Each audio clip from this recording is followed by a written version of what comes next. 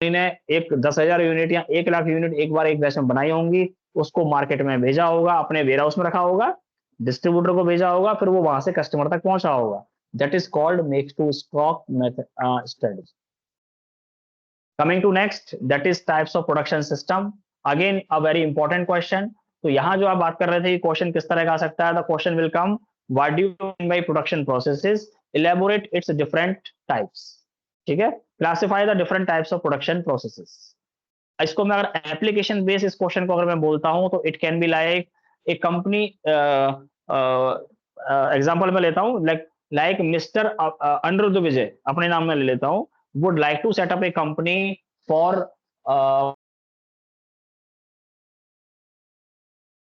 Company खोलनी है, तो which one particular type of production process mister Aniruddh should adopt and why. In that way also you can get the question. तो जब आपको इन चारों के बारे में पता होगा कि what do we mean by job shop, batch, mass, continuous, तभी आप बता पाओगे कि which one type of production process I need to apply for setting up oil refinery into the market, into the location. ठीक है, तो हम discuss करते हैं तब आपको क्लियर हो जाएगा। अब देखिए ये क्या है, यहाँ पर एक बार इसको देख लीजिए डायग्राम को। On X axis we have product variety, Y axis हमारे पास है प्रोडक्ट वॉल्यूम। तो आप देख सकते हैं जॉब शॉप प्रोडक्शन जो होता है, इसमें आप देखेंगे कि हाईएस्ट वैरायटी है, क्योंकि ये टुवार्ड्स एक्सट्रीम एक्स है ना, ये एक्स एक्सिस है। तो आप देखेंगे एक्सट्रीम पर एक्स है, इसका मतलब जॉब शॉप में हाईएस्ट वैरायटी होती है। लेकिन वॉल्यूम जब हम देखते हैं अपर साइड ये जा रहा है वाई एक्सिस, लेकिन ये सबसे कम होता है जॉब शॉप में। Accordingly you can see the same others. Here we can see continuous production को जब हम देखते हैं, वॉल्यूम हाईएस्ट होगा कंटिन्यूअस प्रोडक्शन में, लेकिन वैरायटी उतनी ही कम हो जाएगी प्रोडक्ट कंटिन्यूअस प्रोडक्शन में, क्योंकि ये टुवार्ड्स जीरो है, towards origin. In that way we can define these job shop production, batch production, mass production and continuous production. तो अभी हम यहाँ पर केवल मीनिंग डिस्कस करेंगे। तो जॉब शॉप में जैसा मैंने बताया हाईएस्ट वैरायटी, तो you can look into the example. Graphic designing, जब आपको विजिटिंग कार्ड बनवाने हैं, आपको फ्लैक्स बनवाने हैं, पोस्टर्स बनवाने हैं, बैजेस बनवाने हैं, वट एवर, जैसा कस्टमर ऑर्डर लेके आएगा, तो जो ग्राफिक डिजाइनर होगा उसके अकॉर्डिंग डिजाइनिंग करेगा और फिर उसकी मैन्युफैक्चरिंग कर देता है। कारपेंटर, जब हम मैनुअल कारपेंटर के पास जाते हैं, जैसी चेयर आपको बनवानी है, जैसा बेड आपको अपने फ्लैट के लिए, अपने घर के लिए बनवाना है, जैसी अलमीरा बनवानी है, जो आप उसे बोलते हो वैसा बना के वो आपको देता है ना। कार सर्विस आप देख सकते हैं, बाइक सर्विस होती हैं, ये सब भी आपकी जॉब शॉप के अंडर ही आती हैं। क्योंकि हो सकता है किसी कार में एक्सीडेंटल केस है, किसी कार में नॉर्मल चेकअप होना है, किसी में कुछ खराब है, किसी में कुछ खराब है। In that way that service takes place, है ना। हर कस्टमर की रिक्वायरमेंट, उसके अकॉर्डिंग हम उसको सर्विस प्रोवाइड करते हैं। In that way that is called job shop production. Coming to the batch production, तो बैच प्रोडक्शन में आप देख सकते हैं कि यहाँ पर शायद हम कह सकते हैं कि ये थ्रेड की मैन्युफैक्चरिंग हो रही है। तो थ्रेड की मैन्युफैक्चरिंग की, जब आप लाल कलर का बनाएंगे आप थ्रेड, तो आप एक बैच में बनाएंगे। जब लाल कलर की आपकी जितनी भी सफिशिएंट नंबर ऑफ यूनिट्स थी बन जाएंगी, then you will change that red with white with black with other type of colours thread, you can do the manufacturing. You can see in to the pharma industries also, कि pharma में possibility है कि आपका एक ही तरह का plant हो, लेकिन उससे हम डिफरेंट टाइप के कैप्सूल्स, डिफरेंट टाइप के टैबलेट्स, डिफरेंट टाइप के हम सिरप भी बना सकते हैं। सिरप बनाने हैं 10 तरह के, आप बनाने हैं, आपके पास एक प्लांट होगा। आपको टैबलेट्स बनाने हैं, एक प्लांट होगा, you can gate many types of disease tablets from the same. Capsule बनाने हैं, उसका अलग प्लांट होगा, but you can get the manufacturing of different type of capsule from the same plant. ठीक है, that is called batch production. हम यहाँ पर प्रोडक्शन बैच वाइज करते हैं। अब इसमें एक चीज है, जब हम नेक्स्ट पे जाएंगे मास प्रोडक्शन, तो पहले मैं आपको मास के एग्जांपल दिखा देता हूं, लाइक दिस कार असेंबली। तो मास में क्या होता है कि वी, अब देखिए बैच और मास में एक डिफरेंस है ना, thin line difference.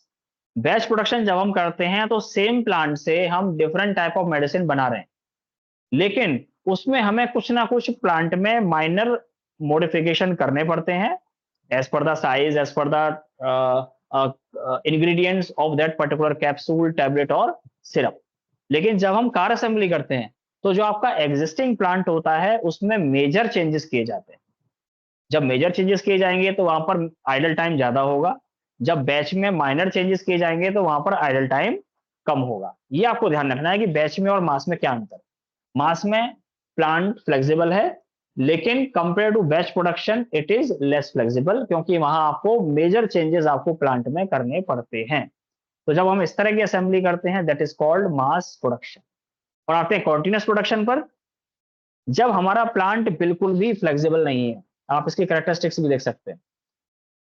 Dedicated plant and equipment with zero flexibility, यानी जिस पर्टिकुलर प्रोडक्ट की मैन्युफैक्चरिंग के लिए आपने प्लांट सेटअप किया, उससे सिर्फ वही एज ए आउटपुट निकलेगा, nothing else you can get as an output. इसके एग्जांपल देखिए एक बार। ऑयल रिफाइनरीज, तो रिफाइनरी होती है, पेट्रोलियम ही केवल इनपुट होगा, और आउटपुट क्या निकलेगा हमेशा उससे? Output will be its by products. अगर वो 8-9 तरह के बाय प्रोडक्ट्स उसके बाहर आते हैं तो वही आएंगे, उसके अलावा आप कुछ और प्रोडक्शन नहीं कर सकते।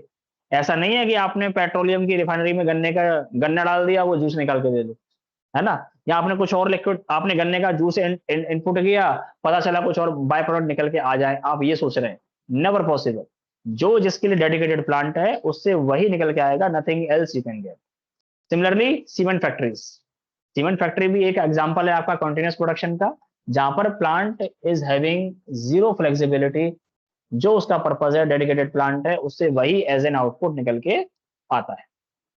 ठीक है, तो that is called different type of production system. तो यहाँ 4 टाइप के आपने प्रोडक्शन सिस्टम पढ़े, जिसमें आप देख सकते हैं highest volume with continuous production but less least variety. Job shop production we have highest variety of product but less volume, क्योंकि यहां पर हम कस्टमर को जॉब शॉप में इंडिविजुअली डील कर रहे हैं, इसलिए। Coming to the next part, plant layout. तो प्लांट लेआउट में आप देख सकते हैं अलग अलग तरह के प्लांट लेआउट हैं। We have process layout.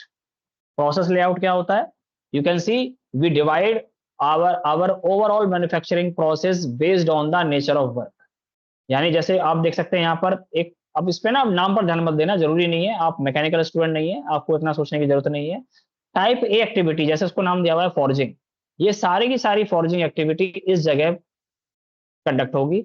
You can C second activity grinding. तो आप देख सकते हैं कि अलग अलग टाइप की ग्राइंडिंग है। ये 2 सर्किट बने हैं ना, इसका मतलब अलग अलग तरह से ग्राइंडिंग की जा रही है। 2 तरह की ग्राइंडिंग, जितने भी तरह की ग्राइंडिंग होगी, 4 भी हो सकती है, 6 भी हो सकती है, वो सारे के सारे ग्राइंडिंग प्रोसीजर यहीं पर फुलफिल होगा। मिलिंग सेक्शन, मिलिंग सेक्शन में भी जो डिफरेंट टाइप ऑफ मिलिंग है, वो सारी की सारी यहाँ प्रोड्यूस, सारी सारी यहाँ कंडक्ट होगी। ठीक है, तो इस तरह से आप देख सकते हैं कि हम क्या करते हैं, जो सिमिलर एक्टिविटीज हैं, एक तरह की एक्टिविटी हैं, लेकिन अलग अलग टाइप में होनी है। जैसे हम लेते हैं हीट ट्रीटमेंट, किसी एक पर्टिकुलर प्रोडक्ट पर हीट ज्यादा हमें अप्लाई करनी है, किसी पर कम अप्लाई करनी है, किसी को ज्यादा देर हीट देनी है, किसी को कम देर हमें हीट देनी है हीट ट्रीटमेंट के अंदर। तो वो सारे के सारे जो हीट ट्रीटमेंट है ना, वो हीट ट्रीटमेंट के अंडर ही होंगे। जब हम इस तरह का लेआउट डिजाइन करते हैं that is called process layout. Process को हम डिफरेंट डिफरेंट सेक्शन में डिवाइड करते हैं, एंड सेक्शन के अंदर होमोजीनियस एक्टिविटी टेक प्लेस करती है, that is called process layout. Coming to the product layout is also called as a line layout। आप देख सकते हैं सिंपल स्ट्रक्चर है, एक ही तरह का इसमें काम होगा एक जगह। आप देख सकते हैं टर्निंग ऑपरेशन है, मिलिंग है, ड्रिलिंग है। यानी जब आपको एक ही तरह की एक्टिविटी एक प्रोडक्ट को बनाने के लिए करनी होती है, तब हम प्रोडक्ट लेआउट को अप्लाई करते हैं। अब इसका लिमिटेशन क्या होगा कि यहाँ पर एक ही तरह का प्रोडक्ट बन के आएगा, उसमें आप चेंजेस नहीं कर सकते। तो जब आपका फिक्स्ड लेआउट हो, है ना, तो उस केस में हम इसको अप्लाई कर सकते हैं। तो जनरली जहां पर रिलेटिवली लो स्केल पर प्रोडक्शन होता है, वहां पर लोग इस तरह के प्रोडक्शन प्लांट को परचेज करते हैं, क्योंकि इसमें कम स्पेस यूटिलाइजेशन होती है और आपको एक ही तरह का प्रोडक्ट बन के आता है। Coming to the next that is combination layout. You can see it is a combination of both. जो अभी हमने डिस्कस किए प्रोडक्ट एंड प्रोसेस, है ना, तो उनका कॉम्बिनेशन है। आप देख सकते हैं कि इसमें फॉर्जिंग के सारे सिस्टम एक जगह, हीटिंग या जो भी है हॉबिंग एक जगह हो रही है, हीट ट्रीटमेंट एक जगह है, गियर फिनिशिंग एक जगह। लेकिन एक ये डिफरेंट पाथ को फॉलो करते हुए एक लाइन की फॉर्म में भी ये स्ट्रक्चर हॉरिजॉन्टल आता है, और आप जब इसको देखते हैं वर्टिकल, तो एक ही तरह के ट्रीटमेंट एक जगह हो रहे हैं। इसीलिए इसको हम बोलते हैं vertically it is process layout and horizontally it is product layout. तो both the type of combination we have in this type of combination layout, and definitely by default we can say that here we need maximum investment compared to the both। and the fourth is fixed position layout। जब हम एक heavy product बनाते हैं, जैसा example में आप देख सकते हैं शिप बिल्डिंग, है ना, एरोप्लेन, फाइटर प्लेन्स, इस तरह के जब हम प्रोडक्ट बनाते हैं, या हम एग्जांपल लें इसकी जगह डैम्स का जो कंस्ट्रक्शन होता है, ये जो हमारे फ्लाईओवर्स होते हैं इनका कंस्ट्रक्शन होता है, रेलवे लाइन बनती है, इसका रिक्वायरमेंट जहां होती है, जहां इन्हें यूज किया जाना होता है ना, या जहां इनका प्रोडक्शन हम एक बार शुरू करते हैं वहीं इसको एंड किया जाता है। इससे रिलेटेड जो भी मटेरियल हमें चाहिए होते हैं, जो भी हमें डिफरेंट डिफरेंट पार्ट्स चाहिए होते हैं, वो सारे मैन्युफैक्चरिंग लोकेशन पर लाए जाते हैं और वहीं इसकी मैन्युफैक्चरिंग की जाती है। That is called fixed position layout. अब बट ऑब्वियस है ना, आप सोच सकते हैं डैम का, अगर आप सोचो ये पॉसिबल है कि कोई कंपनी डैम को अपने अपने आउटलेट के अंदर बनाए और उसको फिर लाके वहां प्लेस कर दे? Never possible, because it is so huge in size. So that's why this kind of production done at the place where it is suppose to be installed. Ship building का आप एग्जांपल ले लीजिए, जहां इसका production शुरू किया जाएगा वहीं ये एंड होगा। उसके आप ऐसा नहीं कि आपने आधा जहाज बना लिया, उसको फिर दूसरी जगह ले जा रहे हैं चिमनी वगैरह उसके ऊपर के या इंटीरियर को डेकोरेट करने के लिए। No, everything will come over that place only and there the finished products will get ready. ठीक है, आप देख सकते हैं material, labour, equipment will come into the shipbuilding yard and you will get final product as a ship. That is called fixed position layout. Coming to the next unit, we are moving to the next fourth. Yes, sir.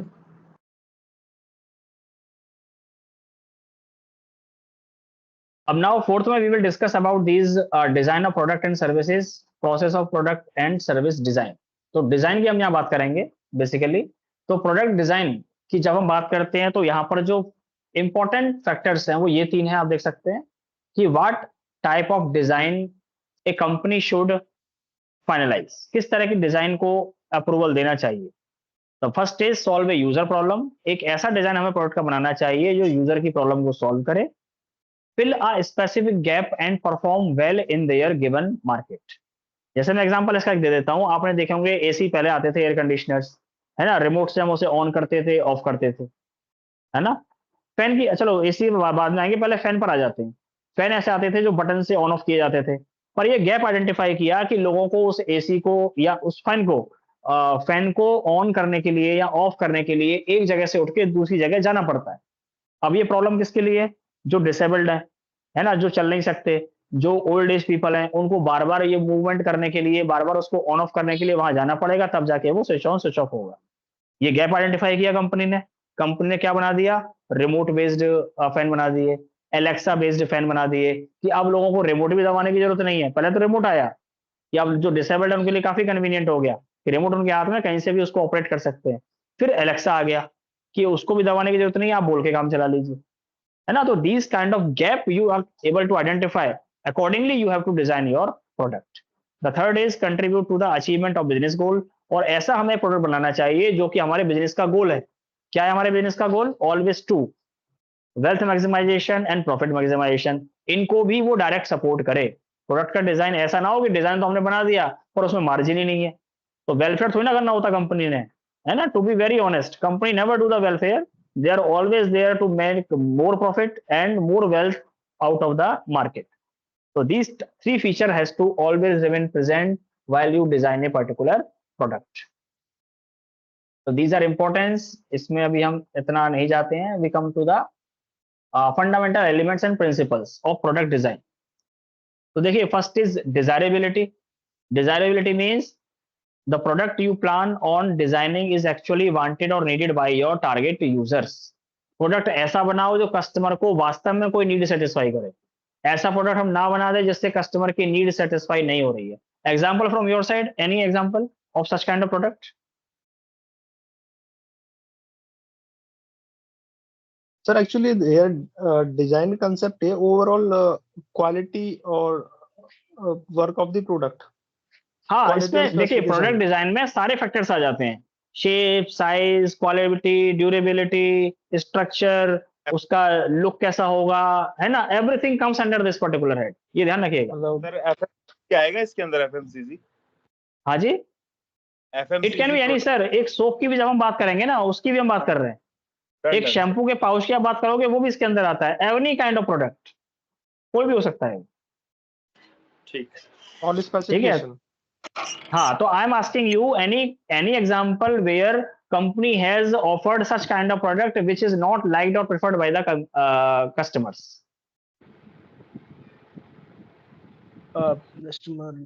Just like sir, a lot of automobile products, two-wheeler, four-wheeler, which are not get success in the market.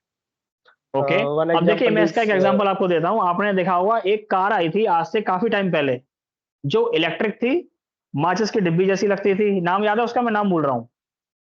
sir, I think Mahindra. Rewa ही रीवा नहीं नहीं, nano Rewa Rewa Rewa, yes nano Rewa, nano exactly. नहीं, nano तो electric नहीं थी ना। Nano तो छोटी car थी, वो अलग बात है।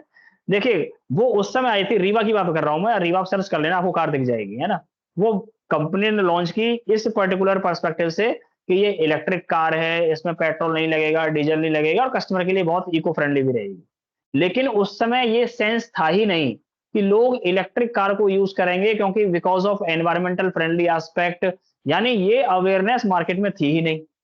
ये कार उस समय आ गई थी। आज से ये बात है, मैं आपको बताऊं, 15-20 साल पहले की, 15 साल पहले की बात है ये। तब ये car I think launch sir, कर दी थी कंपनी ने। हाँ, which company sir? कंपनी का नाम आप देख लेना, मॉडल का महिंद्रा। नाम है रीवा। और हाँ, महिंद्रा महिंद्रा भी की शायद रीवा, रीवा नाम से। महिंद्रा महिंद्रा ठीक है, महिंद्रा तो की। ये नहीं सर, प्रोडक्ट जो था वो कंपनी का, वो चला ही नहीं, वो चला ही नहीं। बहुत कम इसकी यूनिट सेल हुई। इसका प्राइस उस जमाने में 15 साल पहले 3.5 लाख के आसपास थी ये कार, 3.5 या 3 4 लाख के लाख सर। आसपास। यस, इन बिटवीन है ना, 3.5 टू 3.6 जो आप कह रहे हैं वही होगी। जी। तो सोचिए कि ऐसा प्रोडक्ट बना दिया जो कि कस्टमर को पसंद ही नहीं था, उसका जो टारगेट यूजर था उसने उसको लाइक ही नहीं किया। तो हमें ऐसा फेल्ड प्रोडक्ट नहीं बनाना। हाँ, ये जरूर है, अगर वो रीवा कार आज की डेट में लॉन्च हुई होती, तो वो शायद एमजी की जो कार आई है ना अभी, आपने वो भी देखा होगा, वो भी माचिस की डिब्बी जैसी कार आई है, शायद उससे आज की डेट में sir, कंपटीशन कर रही होती, क्योंकि MG आज लोगों को 8 sir, अवेयरनेस। हाँ जी, sir, MG की आई है जो भी। हाँ, एमजी की नई कार आई है और उसका रेट भी काफी ज्यादा है। उसका सर रेट भी कॉमेट शायद है, 6 कॉमेट है, 7। वो भी सेम मैचेस लगती है। Comet, yes yes, comet, right, 7 है लाख ना। की है सर। 20 लाख रुपए, यस, 18 से तो 25। देखिए, अगर वो प्रोडक्ट रीवा आज लॉन्च होता तो शायद मार्केट में सक्सेसफुल हो सकता था, क्योंकि आज उसकी अवेयरनेस भी है, डिमांड भी है, और फिजिबिलिटी भी। उस समय आई ना थिंक सर उसके वो चार्जिंग। दूसरे नाम से मार्केट में है भी, E20 के नाम से मार्केट में है वो गाड़ी अभी, कभी अच्छा कभी अच्छा, दिख जाती है। ठीक है, लेकिन कभी कभी दिख रही है ना, क्योंकि उसकी हाँ मार्केटिंग वही। ब्रांडिंग उतनी सक्सेसफुल नहीं हुई। ठीक है, तो desirability has to be there. Feasibility, feasibility का मतलब मैं एक एग्जांपल हमेशा देता हूं। आपने सभी ने मिस्टर इंडिया अनिल कपूर की मूवी देखी होगी, उसमें एक गैजेट था, है ना, वो हाथ पे बांधते ही और उसमें एक बटन दबाओ, आदमी गायब हो जाता था। मैंने ऐसा आइडिया सोच लिया, but is it really feasible? क्या मैं उसको बना सकता हूं? Definitely not, because technical feasibility is missing. उसको बनाने के लिए जो रिसोर्स चाहिए, जो टेक्नोलॉजी चाहिए, वो अभी है ही नहीं। In that case it has to be present. जो भी आप आइडिया सोचे हैं वो डुएबल होना चाहिए, वो फिजिबल होना चाहिए। Third is viability. Viability means क्या होता है कि वो मार्केट में प्रोडक्ट चलेगा भी या नहीं चलेगा, वो मार्केट में लॉन्ग रन तक कंपनी को प्रॉफिट देगा या नहीं देगा। These kind of things you should always consider while you are going to design a product and you are going to launch a product into the market. So in that way we have these fundamental principles. Go ahead with these things also. अब इसमें एक आध हम discuss कर लेते हैं, जैसे aesthetics की हम बात करते हैं। एस्थेटिक्स का मतलब हो गया, जैसे मैं अगर बात करूं एसी में, एसी में आपने दे दिया एलईडी डिस्प्ले, आपने उसको बना दिया डिफरेंट डिफरेंट कलर्स में। आपने देखा होगा अभी एक एसी है, मुझे नाम उसका नहीं याद आ रहा है, आपने देखा होगा कि वो कि आपके जो इंटीरियर कलर्स हैं उनसे आपका एसी का कलर भी मैच करेगा। यानी इस लेवल तक आपके कस्टमर के जो कह सकते हैं कि सेंसेस हैं, जो उनकी एक्सपेक्टेशन है, उनको मीट करने की कोशिश इसके थ्रू की जा रही है। That is called aesthetics.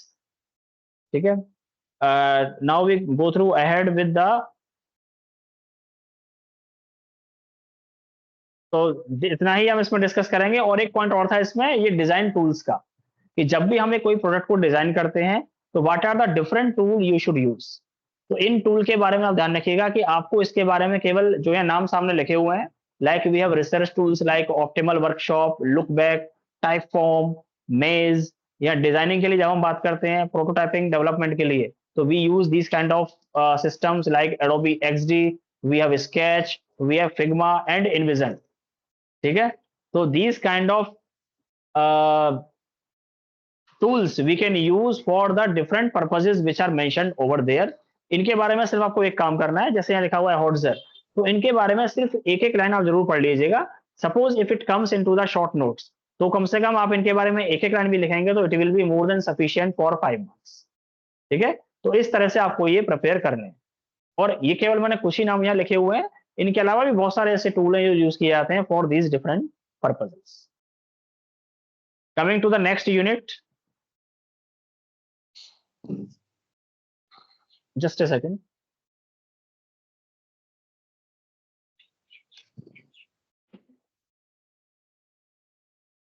Moving to the unit number 5.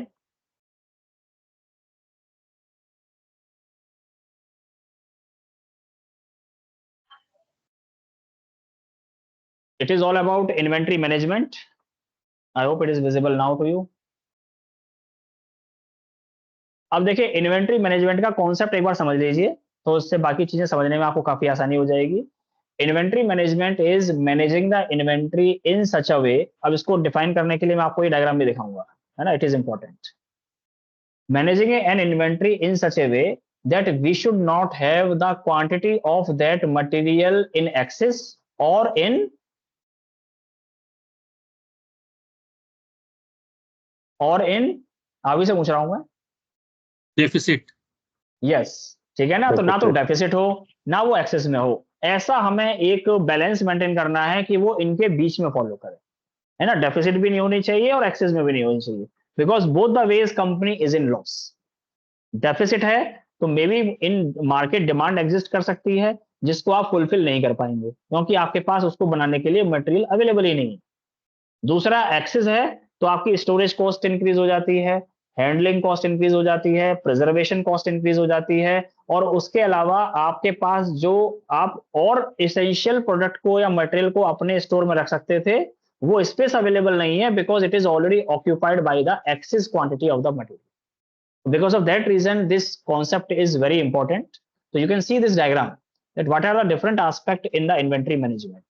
So you can see here in x-axis we have time, y-axis we have quantity on hand, है ना। अब देखिए zigzag लाइन का मतलब क्या है, तो ये EOQ का डायग्राम भी है जिसके बेस पर आप EOQ को इजीली समझा भी सकते हो अगर ये आता है पेपर के अंदर। तो you can see here this is the point, है ना। ये जो zigzag लाइन का जो टॉप पॉइंट है that is called maximum level of stock. या मान लेते हैं कि 100 है, किसी एक पर्टिकुलर कोई प्रोडक्ट है उसकी 100 क्वांटिटी एक मैक्सिमम हमने स्टैंडर्ड सेट किया हुआ है कि इतना रहना चाहिए। अब क्या होगा with the passage of time, जब प्रोडक्शन होगा तो ये जो क्वांटिटी है मटेरियल की वो डिप्लीट होना शुरू हो जाएगी, रिड्यूस होना शुरू हो जाएगी, इजंट इट। और फिर जब ये एक डेफिनेट पॉइंट पर पहुंचेगी, अब ये कंपनी अलग अलग डिसाइड करती हैं, तो आप ये मत कहना कि सर ये पॉइंट यहीं पर क्यों है, ये ऊपर क्यों नहीं है, ये कहीं भी हो सकता है पॉइंट इस लाइन पर, है ना। ये जो डायगोनल लाइन है इस पर कहीं भी आप मेंशन कर सकते हैं डिपेंडिंग अपॉन योर कैलकुलेशन कि हमारा रीऑर्डर पॉइंट क्या होना चाहिए। जब इस पर्टिकुलर पॉइंट पर हमारी क्वांटिटी पहुंचेगी immediately order will take place, हम अपने ऑर्डर को प्रोसेस कर देंगे। आप जानते हैं कि सारी चीजें आजकल टेक्निकल है, ऑटोमेटेड है, जैसे ही आपकी क्वांटिटी कम होगी अपने आप ऑर्डर प्लेस हो जाते हैं, you need not to worry about it, है ना। These kind of systems are there nowadays in the in our country and in outside country also. So when this reach here, the immediately the order will take place, it will be processed, और फिर हम क्या कर रहे हैं, हमारा production रुका नहीं है, आप देखिए ये फिर से कंटिन्यू है और हमारी क्वांटिटी डिप्लीट भी होती जा रही है, रिड्यूस भी होती जा रही है। जैसे ही ये मिनिमम लेवल पर पहुंचेगी हमारे पास जो रीऑर्डर हमने किया था वो डिलीवरी हमारे पास आ जाएगी और हमारा स्टॉक फिर से फिलअप होके 100 नंबर पर पहुंच जाएगा, और ये प्रोसेस गोइंग ऑन। इसी तरह से हम प्रोडक्शन करते हैं, हमारी क्वांटिटी रिड्यूस होती जाती है, फिर एक ऐसा पॉइंट आता है जिसे हम रीऑर्डर पॉइंट बोलते हैं, उस पॉइंट पर हम ऑर्डर प्लेस कर देते हैं। ऑर्डर को आने में 3-4 दिन लग सकते हैं, उतना हमारे पास टाइम हम क्योंकि क्वांटिटी हमारे पास अवेलेबल ऑलरेडी है हम फिर से प्रोडक्शन स्टार्ट कर देते हैं और इस पॉइंट पर आके हमारे पास ऑर्डर रिसीव हो जाता है, again it went up. That is called री ऑर्डर क्वांटिटी, कि हमें इतना ऑर्डर, हर ऑर्डर में इतनी क्वांटिटी को ऑर्डर करना चाहिए। इसके नीचे आप देखेंगे लिखा हुआ safety stock. Safety stock is always as a work as a reserve, है ना, एज ए रिजर्व हम इसको यूज करते हैं। और रिजर्व क्यों, क्योंकि हो सकता है कि कई बार हमारा मटेरियल डिले से आए, ट्रक का एक्सीडेंट हो गया, दोबारा ऑर्डर प्लेस करना पड़ा, तो हमारे पास टाइम हो उस पर्टिकुलर पर्पस के लिए, है ना, अनफोर्सीन सिचुएशन के लिए always we have a reserve which is always remain as a reserve and we hardly use. जब भी कभी इस तरह की अनफोर्सिन सिचुएशन आएंगी तब हम सेफ्टी स्टॉक में से मटेरियल यूज करेंगे और इस वजह से हमारा प्रोडक्शन कभी भी रुकेगा नहीं. तो that is the benefit of maintaining this safety stock. अभी देखिए ये लिखा हुआ है एक पॉइंट यहाँ पर, एवरेज स्टॉक ऑन हैंड. तो it means maximum stock plus minimum stock divide by 2 you get this average stock on hand. तो ये इस डायग्राम की एक्सप्लेनेशन है और इसका पर्पस यही है कि आपके पास क्वांटिटी मटेरियल की हमेशा ऑप्टिमम रहनी चाहिए, जितनी रिक्वायरमेंट उतनी, ना उससे ज्यादा ना उससे कम. Now we come to the numerical part of this. Yes, वहाँ पे रिसीप्ट लिखा हुआ था सर, उस रिसीप्ट का क्या मीनिंग है? रिसिप्ट इज हमने उस ऑर्डर को रिसीव कर लिया. ये था ना, मैंने बताया था कि जब इस पॉइंट पर पहुंचेगी, हाँ ये मिनिमम लेवल है, मिनिमम लेवल. हम सेफ्टी स्टॉक में नहीं गए, हमने एक मिनिमम लेवल पहले डिसाइड किया हुआ था. सपोज 20 क्वांटिटी, जब हमारे पास 20 यूनिट्स रह जाएंगी तभी हमें ऑर्डर रिसीव हो जाएगा और हमारा ऑर्डर फिर से फिलफिल हो जाएगा. Okay sir. और जो 20 है वो हमारा सेफ्टी स्टॉक है. 0 to 20 it is our safety stock. Sir एक बार थर्ड नंबर वाली स्लाइड शो कर दो. थर्ड नंबर वाली, थर्ड नंबर पे क्या है भाई? ये वाली? Yes sir. हाँ तो अभी इस पर आएंगे ना, अभी हम आएगा यहाँ पर. Okay sir. मैं आपको देखो अभी क्या बताया मैंने आपको बताया दिस वन. हम जो बात कर रहे हैं ना इन्वेंट्री मैनेजमेंट, यहाँ जो लिखा हुआ है अभी हम इस पर चल रहे हैं. तो इन्वेंट्री मैनेजमेंट का ही जो इंपॉर्टेंट टूल है EOQ, जिसे हम बोलते हैं इकोनॉमिक ऑर्डर क्वांटिटी, है ना, उसी से related managing an inventory in such a way that we should not have excess और deficit of the material. For that purpose we use EOQ which comes under the head of deterministic inventory models. अब clear हुआ आपको ये? Yes sir. अब देखिए ये जो inventory management है इसके यहाँ पर ये मॉडल्स हैं 5 टाइप्स के: deterministic, probabilistic, multi period and we have single period and selective inventory models. तो फर्स्ट हम डिस्कस कर रहे हैं यहाँ पर डिटर्मिनिस्टिक इन्वेंट्री मॉडल, जिसमें जो मीनिंग आपको मैंने बताया it is also associated with the EOQ कि हमें क्या करना है, calculates the optimal order quantity. यानी हम एक ऑर्डर में कितनी यूनिट का ऑर्डर प्लेस करें जिससे हमारे पास क्वांटिटी ज्यादा भी ना हो और कम भी ना हो. That is called EOQ. तो हम पहले EOQ पर आते हैं. अब ये EOQ का फॉर्मूला है, इसको आप नोट भी कर लें अपने पास, आपके पास है ही ऑलरेडी स्लाइड में. This is formula, just go through with it.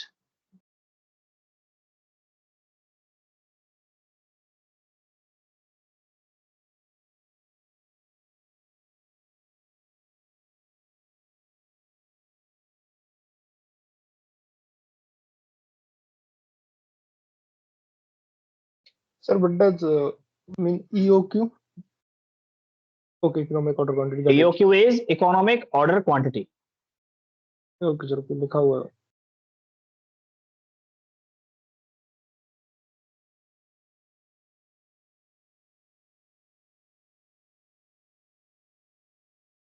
ये कैलकुलेशन सर पूरे साल के बेस पे होगी? हाँ जी, ये एनुअल डिमांड के बेस पर इसकी कैलकुलेशन होती है. मैं बताऊंगा अभी इसको कैसे करना है, लेकिन यहाँ देखिए ये फॉर्मूला मैंने आपको ये बोला था कि इसको एक बार देखिए कि इसके जो एक्रोनिम है इनका क्या क्या मतलब है. तो EOQ का फॉर्मूला जो है दैट इज √2UP/S, है ना. U means here annual consumption. हमेशा ध्यान रखना, हाँ आ सकता है तभी करा रहा हूँ मैं, है ना, पॉसिबिलिटी है. ठीक है, तो एनुअल कंजम्पशन यानी जैसा भी क्वेश्चन पूछा भी अभी हमारे साथी ने कि क्या ये हमेशा एनुअल बेसिस पर होगी. यस, एनुअल डिमांड या एनुअल कंजम्पशन आपको क्वेश्चन में दिया होगा. मे बी पॉसिबल कि एनुअल ना दिया हो, आपको क्वार्टरली बेस दे दिया जाए, आपको दिया जाए कि मंथली बेसिस पर इतनी डिमांड रहती है या इतना कंजम्पशन है. तो आपको उसको अगर मंथली दिया हुआ है तो 12 से मल्टीप्लाई करना है, अगर क्वार्टरली है तो 4 से करना है, सेमी एनुअल है तो आपको 2 से मल्टीप्लाई करना है. ये बाय डिफॉल्ट आपको ध्यान रखना है कि हमें एनुअल कंजम्पशन को लेकर चलना पड़ेगा, मल्टीप्लाई करना है. डिवाइड नहीं करना पड़ेगा सर? नहीं, डिवाइड क्यों करोगे आप? अगर सोचिए अगर आपको दिया हुआ है कि 100 यूनिट्स पर मंथ कंजम्पशन है तो एनुअल निकालने के लिए आप क्या करेंगे? नहीं, एनुअल तो निकलेगा ना सर? हाँ हाँ हाँ, वही मैं कह रहा हूँ कि आपको डिवाइड नहीं करना कुछ भी. इस फॉर्मूले से हमने एनुअल का निकाल लिया, अब हमें अगर सर ये क्वार्टर मैं नहीं सर, ये फॉर्मूला आपका एनुअल निकालने का या मंथली निकालने का नहीं है. मैं आपको ये बता रहा हूँ कि जो U की वैल्यू है ना, जो यू की वैल्यू है वो आपको एनुअल बेसिस पर ही चाहिए होगी। ठीक है, let me complete, then you can ask the question if some doubts are there. P means cost of placing an order, यानी जब हम ऑर्डर प्लेस करते हैं तो उसकी भी कॉस्ट होती है ना। परचेज टीम बैठी हुई है, सॉफ्टवेयर यूज कर रही है, so many stationery, so many other accessories are also required, items are also required, computer system, infrastructure, everything. That cost of placing an order also is there. So you need to multiply 2, ये फॉर्मूले में ही है। अब ये derivation में हमें नहीं जाना है, हमें केवल फॉर्मूला अप्लाई करना है। √2 multiply by annual consumption multiply by cost of placing an order divide by annual cost of storage of 1 unit. ये हमेशा ध्यान रखना। तो हो सकता है कि आपको 100 यूनिट का दे दिया जाए एनुअल कॉस्ट ऑफ स्टोरेज, तो आपको उसको 100 से डिवाइड करके पर यूनिट बेसिस पर स्टोरेज कॉस्ट निकालना पड़ेगा। ठीक है, in that way you have this formula. अब आप इसको मैं एक चीज और बताता हूं कि जो मैंने यहाँ एक्रोनिम यूज किए हुए हैं like √2 UP upon S from a book may be possible in other book you can find these different acronym, लेकिन उसका मतलब यही होगा जो यहाँ पर लिखा हुआ है, annual consumption, cost of placing an order and annual cost of storage. ये चेंज कभी नहीं होंगे। ठीक है, इसके बेस पर जो आपका आंसर आएगा, यानी जो आप EOQ का फॉर्मूला लगाओगे इसके बेस पर जो आंसर आएगा वो आंसर ये होगा कि आपको जब एक ऑर्डर प्लेस करना होगा तो उसमें आप कितनी क्वांटिटी को ऑर्डर करेंगे। जैसे मैं बोलता हूं कि मुझे 200 क्वांटिटी का ऑर्डर करना चाहिए, 200 यूनिट मुझे एक ऑर्डर में प्लेस करनी चाहिए, तो ये 200 नंबर आप इस फॉर्मूले से निकाल के लाते हो। अब ये ऑर्डर की फ्रीक्वेंसी क्या होगी, कितनी बार हम करेंगे, एनुअल करेंगे या मंथली हमें करना चाहिए, उनके अलग फॉर्मूला है। जो हम यहां बात कर रहे हैं that is about EOQ, economic order quantity. एक ऑर्डर में हम कितनी क्वांटिटी, कितनी यूनिट्स का ऑर्डर करें जिससे हम इकोनॉमी ऑफ स्केल को अचीव कर पाए, ऑप्टिमाइजेशन हम अपने रिसोर्सेज का कर सकते, that you get with the help of EOQ formula. इसका क्वेश्चन देखते हैं एक बार। You can see these 3 lines are the question, है ना। इसके नीचे सॉल्यूशन पार्ट है, क्योंकि टाइम इतना नहीं है हमारे पास कि हम इसको सॉल्व करें यहाँ पर, तो better to understand I have already solve these questions here. So you can see here what is given in the question. I'm just dictating what is written. Rajendra runs a mail order business for gym equipment. Annual demand. तो पहली बात clear है कि हमें कोई multiply करने की जरूरत नहीं है, एनुअल डिमांड दी हुई है। Annual demand for specific equipment is 16,000, तो यू की वैल्यू आपकी यहां पर हो गई 16,000। Second is annual holding cost per unit. याद है आपको जो हमारा एस था, एस वाज होल्डिंग कॉस्ट। एक बार देख लेते हैं, यहां पर देख लीजिए। होल्डिंग कॉस्ट को ही हम स्टोरेज कॉस्ट भी बोलते हैं, प्रिजर्वेशन कॉस्ट भी बोल सकते हैं, डिफरेंट डिफरेंट नेम्स आते हैं। पर यूनिट बेसिस पर ही चाहिए होती है हमें, तो annual holding cost per unit is ₹2.5, ये भी हमें एग्जैक्टली दी हुई है। And the cost of placing an order, order place की कॉस्ट क्लियर दी हुई है, इसमें कोई डाउट ही नहीं है, जो है हमारी वैल्यू P की, है ना, √2 UP। तो ये 50 वैल्यू आपको उसकी दे रखी है। You need to calculate what is economic order quantity. Simply apply the formula √2 UP upon S। तो यहां मैंने लिखा हुआ है √2 multiply by 16,000 multiply by 50 divide by 2.5। ये ध्यान रखना कि ये सारी वैल्यू जो है ना, ये सारी ये अंडर रूट के अंदर है। फॉर्मूले में भी आप देख सकते हैं, numerator and denominator both are in under root, ये ध्यान रखना।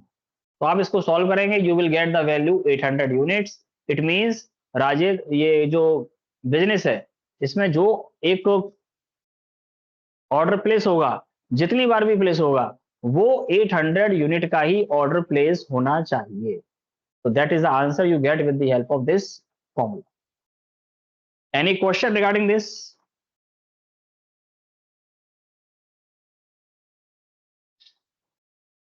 आगे चलते हैं। तो this is all about EOQ। इसके जो क्वेश्चंस हैं वो आप लोगों को करने हैं। I have just shown an example. Second is just in time, JIT। ये न्यूमेरिकल मेथड नहीं है, सिंपल एक थ्योरेटिकल एक कॉन्सेप्ट है जो हम यहाँ पर पढ़ेंगे, JIT। तो JIT आप देख सकते हैं। अब हम केवल मीनिंग को उसको हम पढ़ रहे हैं, बहुत ज्यादा डिटेल में नहीं जा रहे हैं JIT क्या होता है। तो just in time you can see here that you are not going to store or doing inventory of any kind of material into your premises of manufacturing. जब भी कोई आपके पास ऑर्डर आएगा, आप सप्लायर से मटेरियल परचेज करेंगे, वो आपकी लोकेशन पर आएगा and you will start processing that material and turning it into the final products. यानी zero inventory is the target to have in your store rooms. यानी स्टोर रूम्स की कोई रिक्वायरमेंट ही नहीं रहेगी। जीरो मैं नहीं बोल रहा हूं, जीरो को कहने का मतलब ये है कि मिनिमम एज पॉसिबल हम अगले 2 महीने के लिए, 6 महीने के लिए इन्वेंट्री रखने ही नहीं वाले। क्यों? क्योंकि जब भी हमारे पास ऑर्डर आएगा, then we will start processing, we will get the material from the suppliers and we will start production of the products. That is called just in time approach. अब आप ऑब्वियसली आप ये कह सकते हैं कि क्या ये सब जगह पॉसिबल है? डेफिनेटली नॉट, बिकॉज जब हमारे सप्लायर हमसे दूर होंगे तब हम इसको अप्लाई नहीं कर सकते। Again someone mic is unmute, just a second, है ना। तो जब भी हमारे सप्लायर हमसे दूर होंगे तब हम नहीं कर सकते। जब हमारी डिमांड मार्केट में कांस्टेंट बेसिस पर हमारी इंक्रीज हो रही है या बढ़ रही है या सेम रहती है, तब भी हम इसे अप्लाई नहीं कर सकते, क्योंकि हमें अपने पास as a storage warehouse में हमें यूनिट रखनी पड़ेंगी जिसको हम आगे सप्लाई कर सके। तो wherever it is applicable, you should apply this kind of approach and it is applicable when you have more number of suppliers nearby to your location and your market is also nearby. You can easily supply whatever you produce into the market. So in that way we have this JIT approach. The next is material requirement planning. Material requirement planning means, you can see here, determines the timing and quantity of orders to meet projected demand and production requirement.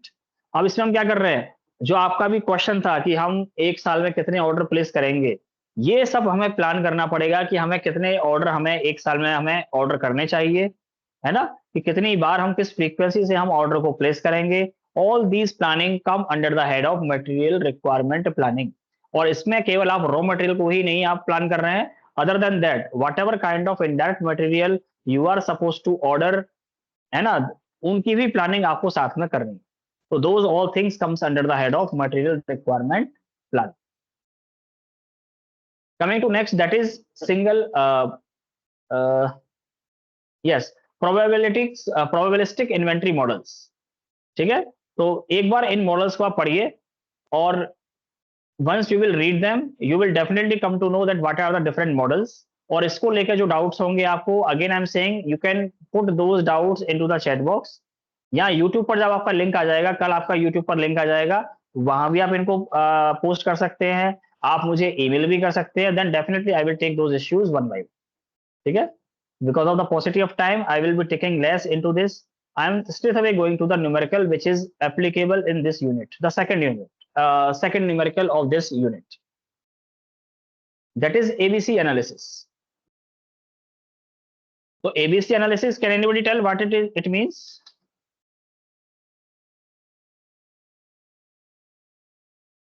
ABC analysis, can anybody tell what it is? Yes, sir. Yes, बताइए।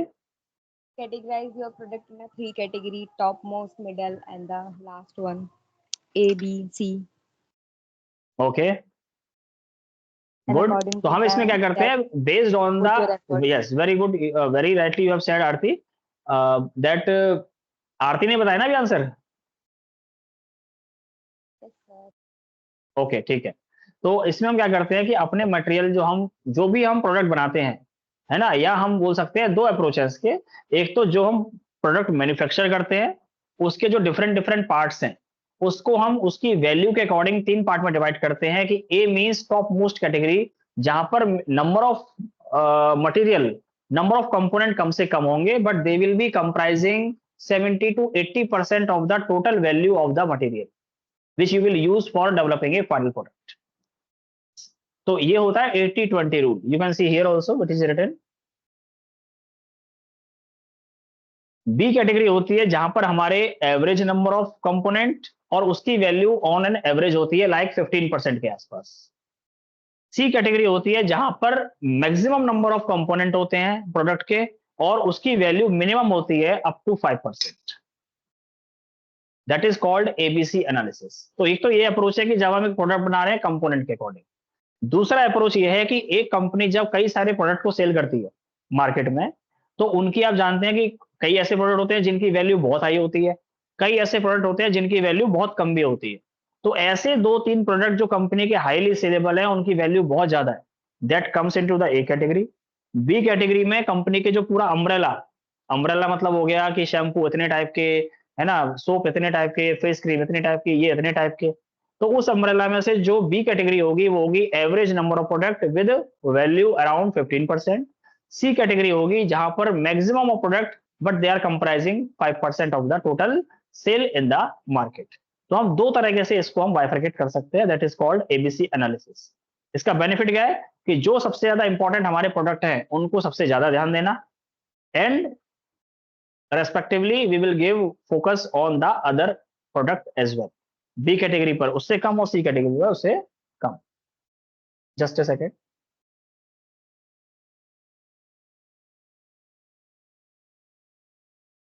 Sir excuse me, yes sir ये तभी lesson number 5 चल रहा है ना?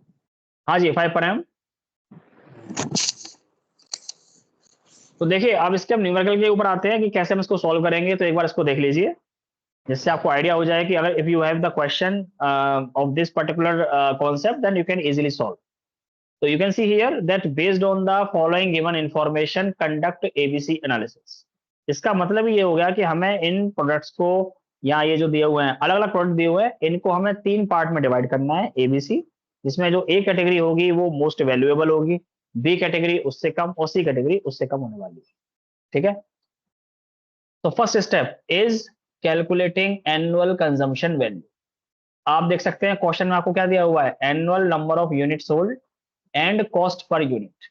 कई बार question में annual value directly भी दे रखी हो सकती है और कई बार इस तरह से दे रखी हो सकती है जहां पर आपको कैलकुलेट करनी पड़े। तो पहला स्टेप होगा कि आप इसकी एनुअल वैल्यू को निकालिए। तो you can see this one, annual consumption value, simply multiply both. Per unit price दिया हुआ है 0.5, इसको 21,000 से मल्टीप्लाई किया, you got 10,500। 10,000 into 0.5 again 5,000. In that way you need to do the multiplication. So you got annual consumption value of each product which is sold by the company. Second step, descending order में आपको इसको arrange करना है ना, लिखा हुआ भी है मैंने यहाँ पर, list your product in descending order based on their annual consumption value. तो जिसकी वैल्यू एनुअल कंजम्पशन वैल्यू ज्यादा है उसको हम सबसे ऊपर प्लेस करेंगे, and respectively we do with the other product. तो देख सकते हैं कि बड़े से छोटे क्रम में हमने इसको सीक्वेंसिंग कर दी। The next is do the summation, summation of annual number of unit sold and annual consumption value. तो अब देखिए ये तो मैंने कहीं से क्वेश्चन लिया हुआ है, वहां पर यूनिट सोल्ड को भी इन्होंने समेशन किया हुआ है। ये करने की आपको जरूरत नहीं है, simply just do the summation of annual consumption value. हम सिर्फ इसी का समेशन करेंगे और इसके बेस पर ही हमें आगे कैलकुलेशन करनी है। Next is calculating percentage of annual consumption value. Percentage कैसे निकालेंगे, 1,75,000 जैसे देखिए यहाँ पर एनुअल कंजम्पशन वैल्यू है, 1,75,000 multiply by 100 divide by total value 3,23,150। तो ये करके भी देख लीजिए, आपको आइडिया हो जाएगा, it will come around 54.2%। 80,000 multiply by 100 divide by 3,23,150, you will gate 24.8%। तो इस तरह से आपने ये निकाल लिया कि percentage of annual consumption value हर पर्टिकुलर प्रोडक्ट की कितनी कितनी। Right, now you will do the division. तो you can see the first 2 material या प्रोडक्ट, इट इज 79%। नेक्स्ट 3 यानी एवरेज नंबर, देखिए सबसे पहले मिनिमम नंबर, ये ध्यान रखना कि मिनिमम नंबर ऑफ प्रोडक्ट होंगे which is having value around 80%। Medium number of या average number of product, average value which is 15%, तो इट इज एग्जैक्ट 15% हियर। एग्जैक्ट नहीं है but you can see how much it is 2, हाँ 15.2 something आ रहा है ना। और next is this maximum number of product with minimum value. तो इसमें ये जरूर ध्यान रखना कि इसमें हार्ड एंड फास्ट नहीं है कि ये आपका .80 ही आना चाहिए, .15 आना चाहिए, .5 आना चाहिए। ये 5 से 3 भी आ सकता है, 5 से 8, 10 भी जा सकता है, 15 जो है वो 25 भी हो सकता है, और 79 जो 80% है वो 90 के आसपास भी हो सकता है, 60 भी हो सकता है। आपको दोनों बैलेंस करके चलने पड़ेंगे। एक तो आपको ये देखना है कि आपका maximum in terms of annual consumption value हो, जैसे ये 79 के आसपास, और मिनिमम नंबर भी मीट होना चाहिए। ये दोनों पॉइंट आपके जहां मीट करें वही आपका एग्जैक्ट आंसर। ठीक है, minimum number of product in first category, average number, then maximum number आपके लास्ट कैटेगरी में होने चाहिए, सी कैटेगरी में होने चाहिए। दूसरा 80% के आसपास इसका सम, 15% के आसपास इसका, और लास्ट वाले का 5% के आसपास वैल्यू होनी चाहिए। तो इसमें जो आपका आंसर आएगा, कैलकुलेशन आपकी गलत नहीं होनी चाहिए, उसमें तो बचने का कोई चांस ही नहीं, ध्यान रखना। हाँ, यहां जरूर ये है कि हो सकता है कि आपका एक आध जो ब्रैकेट है वो इधर उधर लग जाए, आप एक में कुछ एक ज्यादा ले लें, कम लग लें, आपको लगा कि नहीं एनुअल कंजम्पशन वैल्यू के बेस पर ये आना चाहिए, प्रोडक्ट कम हो रहे हैं, दैट विल बी, वो फिर भी आपका कंसीडर हो सकता है। But do not do any kind of mistake in the calculation. If the mistake is there in the calculation, then you will lose more marks. यहां अगर कुछ एक आध गड़बड़ होगी तो एक आध नंबर कम होके भी काम चल जाएगा। ठीक है, तो इन that way you can do the numerical. So coming to the next, we are moving to the next one. We are discussing only the important parts of these units. I am going to the sixth one. Sixth one is very, very small unit in terms of syllabus coverage. I'm just showing it, just a second. Yes. So you can see here we have, हाँ जी, In terms of importance, देखो वो तो मैं, देखो ये आप ऐसे question मत किया करो, 9 यूनिट्स ऑल आर इंपॉर्टेंट, आपको सारी कवर करनी पड़ेंगी, आप किसी एक को नहीं छोड़ सकते। और ये ध्यान रखना, जब भी पेपर आता है ना, पेपर में ऐसा कभी नहीं होता है कि कहीं से बहुत ज्यादा आ जाए, कहीं से बहुत कम आए, आपका बैलेंस्ड आएगा, तो आपको सारी यूनिट कवर करनी ही सर पड़ेगी। न्यूमेरिकल के कितने क्वेश्चन हो सकते हैं? मैंने कई बार बता दिया ये चीज, मैक्स ये मान के चलिए कि 20% मैक्स, इससे ऊपर नहीं होना चाहिए जो मुझे लगता है, सर क्योंकि ये पेपर आपका है ना। एबीसी कैटेगरी बता दीजिए ना, फिर ए भी प्रिपेयर कर लेंगे, सी छोड़ देंगे। मैं समझा नहीं, मतलब always जैसे अभी better हम- control. सर सेक्शन 1 सर अभी आ रहे हैं, उसी पर आ रहे हैं, बस 5-7 मिनट और रुक जाओ, उसको हम कवर कर लेते हैं एक बार, है ना। एग्रीगेट प्लानिंग, देखिए एग्रीगेट प्रोडक्शन प्लानिंग क्या होती है? total production planning. Total production planning, yes. So means you know very well that the company may manufacture 100 type of product. तो उन 100 टाइप के प्रोडक्ट की जो कंपाइल्ड शीट होगी ना, एक कॉम्प्रिहेंसिव जो शीट बनेगी, that is called aggregate production plan. यानी किस महीने में हमें कौन सा प्रोडक्ट कितनी क्वांटिटी में बनाना है, इसका जो एक वाइड एंगल व्यू होगा, है ना, by comprising all the product on one sheet by way of dividing them into the month, that is called aggregate production plan. ठीक है, तो that is called aggregate production planning. अब इसके benefits क्या है, कैसे बनाते हैं, ये सब आपको यहाँ मिल जाएगा। Then we have master production schedule. ठीक है, तो इसमें जो स्टेप्स हैं इनको आप एक बार देखिएगा, इसका डिटेल मैंने यहाँ पूरा दिया हुआ है।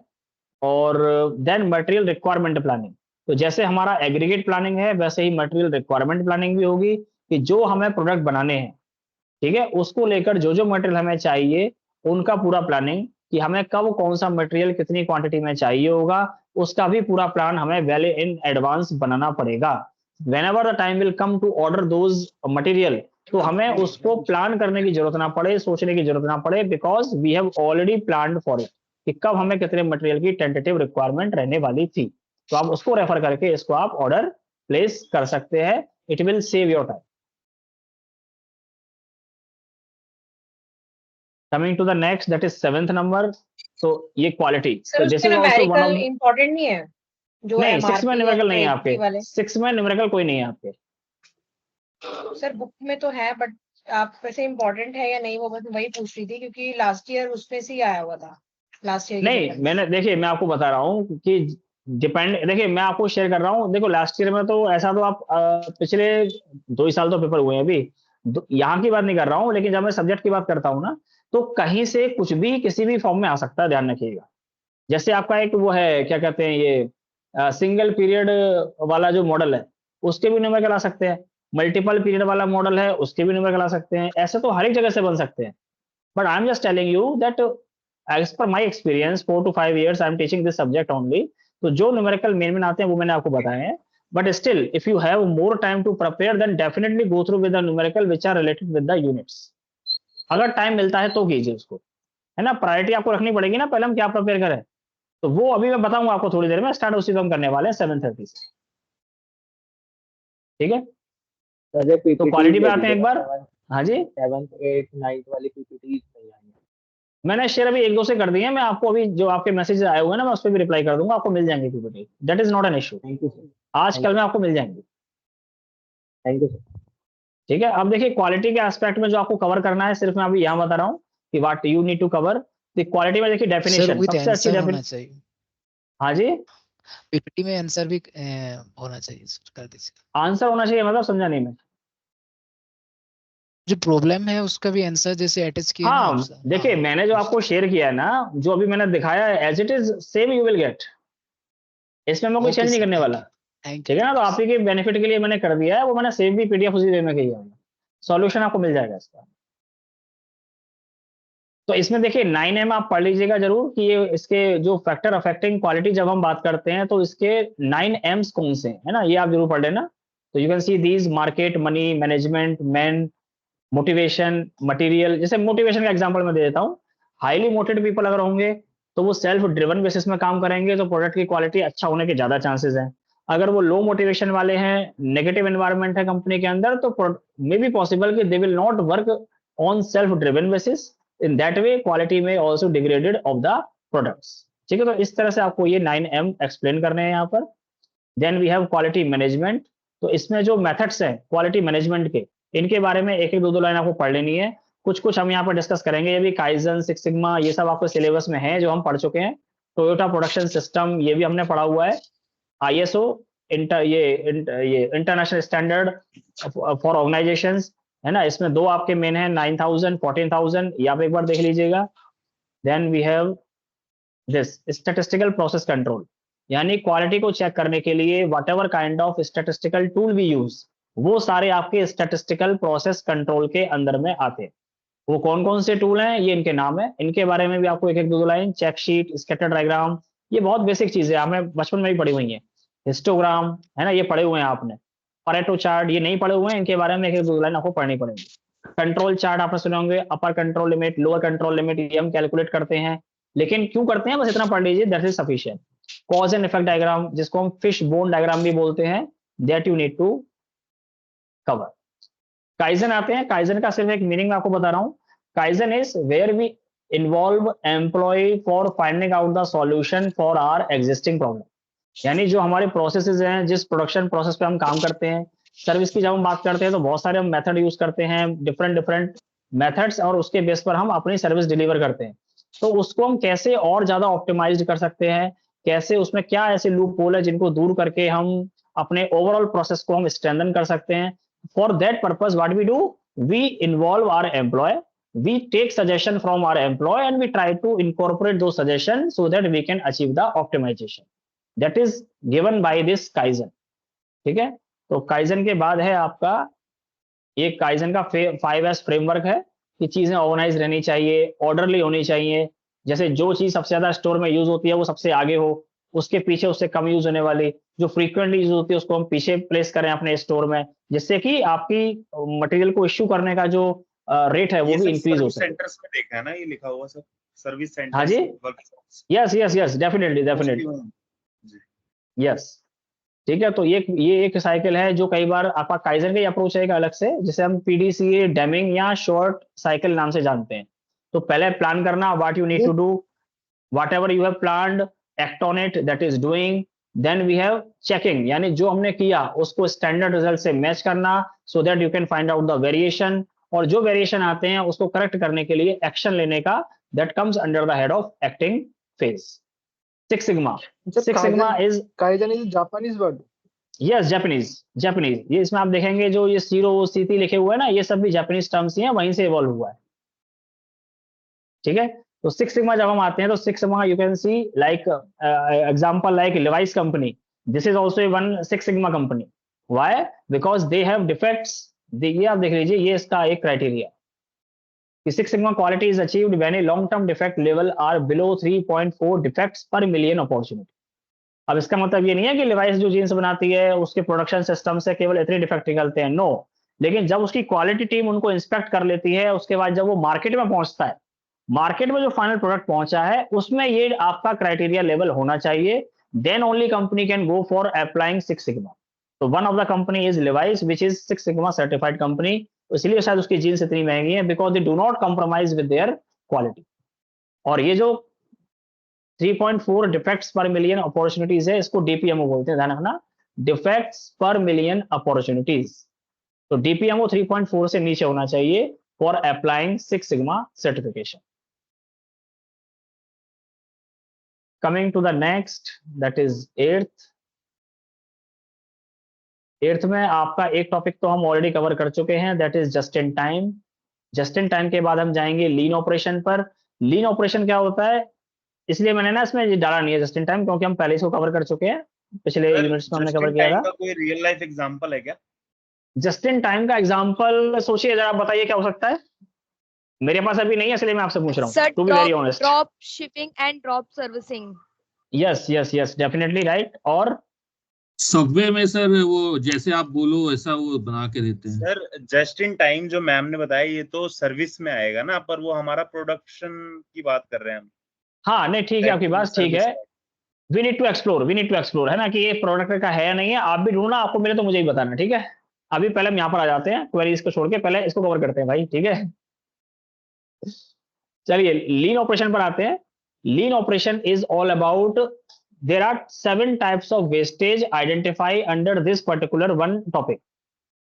उन 7 वेस्ट को कम करना is the purpose of lean maintenance और operations. इसको लीन मैन्युफैक्चरिंग भी बोलते हैं, लीन मेंटेनेंस भी बोलते हैं, लीन ऑपरेशन भी बोला जाता है। अब वो 7 टाइप्स की वेस्टेज क्या है, वो ये है, देखिए। ओवर प्रोडक्शन से बचना है, वेटिंग पीरियड कम से कम हो।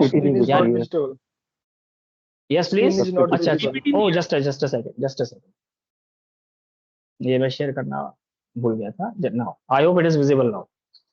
These are the 7 different types of wastage which you need to control under this particular concept. Overproduction, production over होगा तो उसकी स्टोरेज कॉस्ट इंक्रीज हो जाएगी, हैंडलिंग कॉस्ट इंक्रीज हो जाएगी, प्रिजर्वेशन कॉस्ट इंक्रीज हो जाएगी। That's why we have to do the production which is required in the market, है ना, up to that level. That is one. Waiting period होता है कि सपोज एक प्रोडक्शन प्लांट है, उसमें डिफरेंट प्रोडक्शन प्रोसेसेस है, स्टेप 1 2, या हम बोलते हैं इसको टेक्निकली वर्क स्टेशन 1 2 3 4 5। अगर एक वर्क स्टेशन ज्यादा टाइम ले रहा है, दूसरा वर्क स्टेशन उसको कंपैरेटिवली जल्दी प्रोसेस कर देता है, तो क्या होगा कि एक वर्क स्टेशन के बाद तो मशीन वेट करेगी, दूसरे वर्क स्टेशन के पास क्या होगा, जो जल्दी प्रोसेस कर रहा है वहां पर इन्वेंट्री का ढेर लग जाएगा, वहां पर वो क्वांटिटी इकट्ठी होती चली जाएगी। तो this kind of problem you should try to resolve, that is called waiting time को कम करना। ट्रांसपोर्टेशन, यानी कि ट्रांसपोर्टेशन में जो टाइम लगता है उसको आप कैसे मिनिमम कर सकते हैं, जो एक डिजायर टाइम लिमिट है, क्या हम उसमें अपने प्रोडक्ट को एक जगह से दूसरी जगह पहुंचा पा रहे हैं, that is one, third one. Fourth is process waste. Process waste means कि जो आपका मटेरियल है वो कितने हद तक आप उसको यूटिलाइज कर रहे हैं और कितना वेस्टेज जा रहा है, इसको मिनिमम करना। इन्वेंट्री मींस जो हमने पढ़ा था ईओक्यू में भी, इन्वेंट्री मैनेजमेंट में, कि हमें इन्वेंट्री कितनी रखनी है मटेरियल की, जितनी रिक्वायर्ड है, ना एक्सेस में ना डेफिसिट में। Next is waste motion. Waste motion means जो भी हमारे पास वेस्ट है उसको हम कैसे कम से कम कर सकते हैं, overall wastage other than processes. And the last is defects. Defect मतलब जो आपका फाइनल प्रोडक्ट बना या अलग अलग वर्क स्टेशन पे अगर कोई डिफेक्टिव प्रोडक्ट निकल रहा है तो उसके नंबर्स को हम कैसे कम से कम कर सकते हैं। इन सबको जब हम ध्यान रखते हैं तो overall what we are achieving, we will be having minimum wastage. Minimum wastage means less cost of production, which means more margin into the in terms of revenue that you can achieve with the help of this lean operation.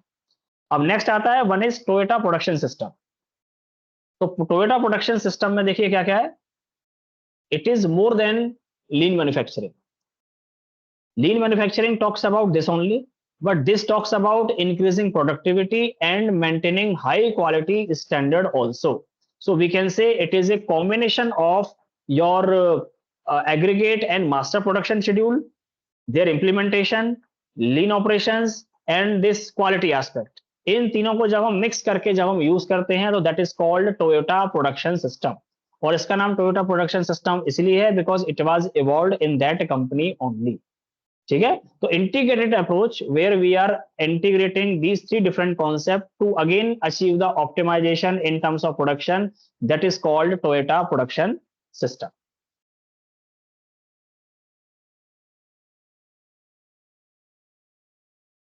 और ये आपका 9th है, theory of constant and theory, ये critical chain project management.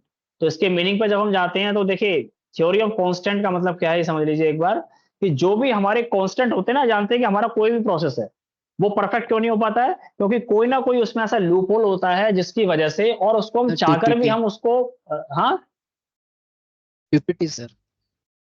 Oh sorry, मैं ये बार और बोल जाता हूँ ना, लास्ट इस समय ये है आपकी पीपीटी नंबर 9. यस, तो theory of constant that is also known as theory of limiting factor, यानी ओवरऑल प्रोसेस को डाउन करने के लिए या उसकी जो एफिशिएंसी नहीं आ पा रही है, कोई ना कोई एक ऐसा स्टेप होता है या ऐसा एक कोई प्रोसीजर होता है या वर्क स्टेशन होता है जो एक टाइम कंज्यूमिंग प्रोसेस होता है, जिसको आप चाह के भी अवॉइड नहीं कर सकते हैं, because the normally it will work like that only.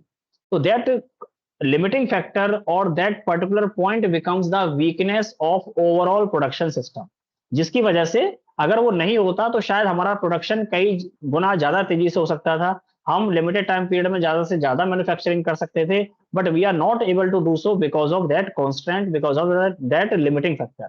तो what we need to do here, we need to give more focus on that particular limiting factor or that point of concern where we can work upon, maybe possible in after doing this much of rigorous testing, experiment and many more applying many more methods or taking the idea from the employees, if we can improve that particular part, then definitely we can improve our overall productivity, which will also increase our overall efficiency.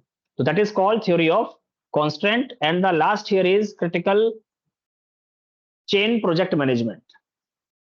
So that you can see this, you can read this one. ये तो इसका एक brief background है कि ये किसने बनाया, कब बनाया. Here we have this. So it helps in monitoring essential resources and prioritize dependent tasks.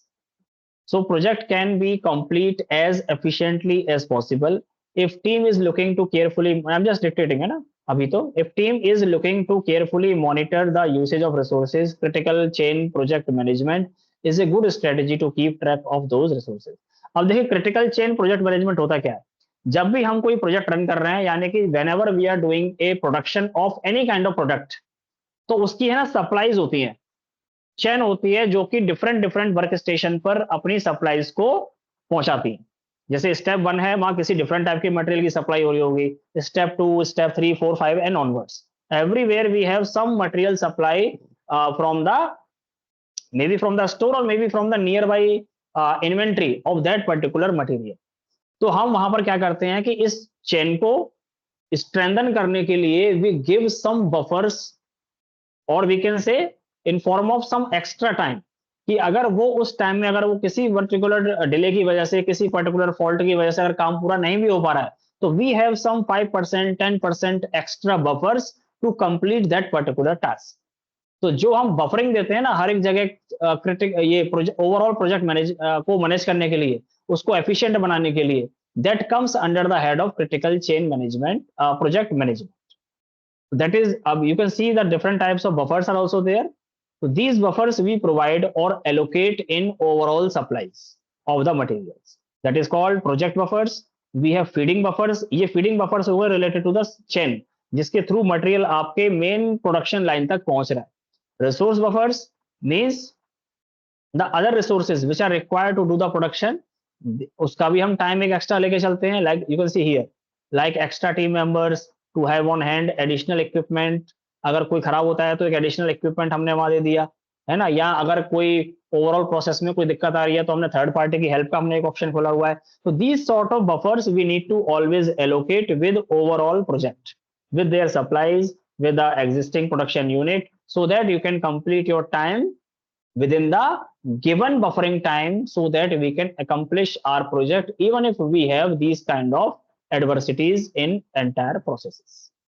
So this is all about syllabus. Now we come to the second. Yes. Sir ये project buffer वाला एक बार फिर से repeat करना. अच्छा, okay, just a minute.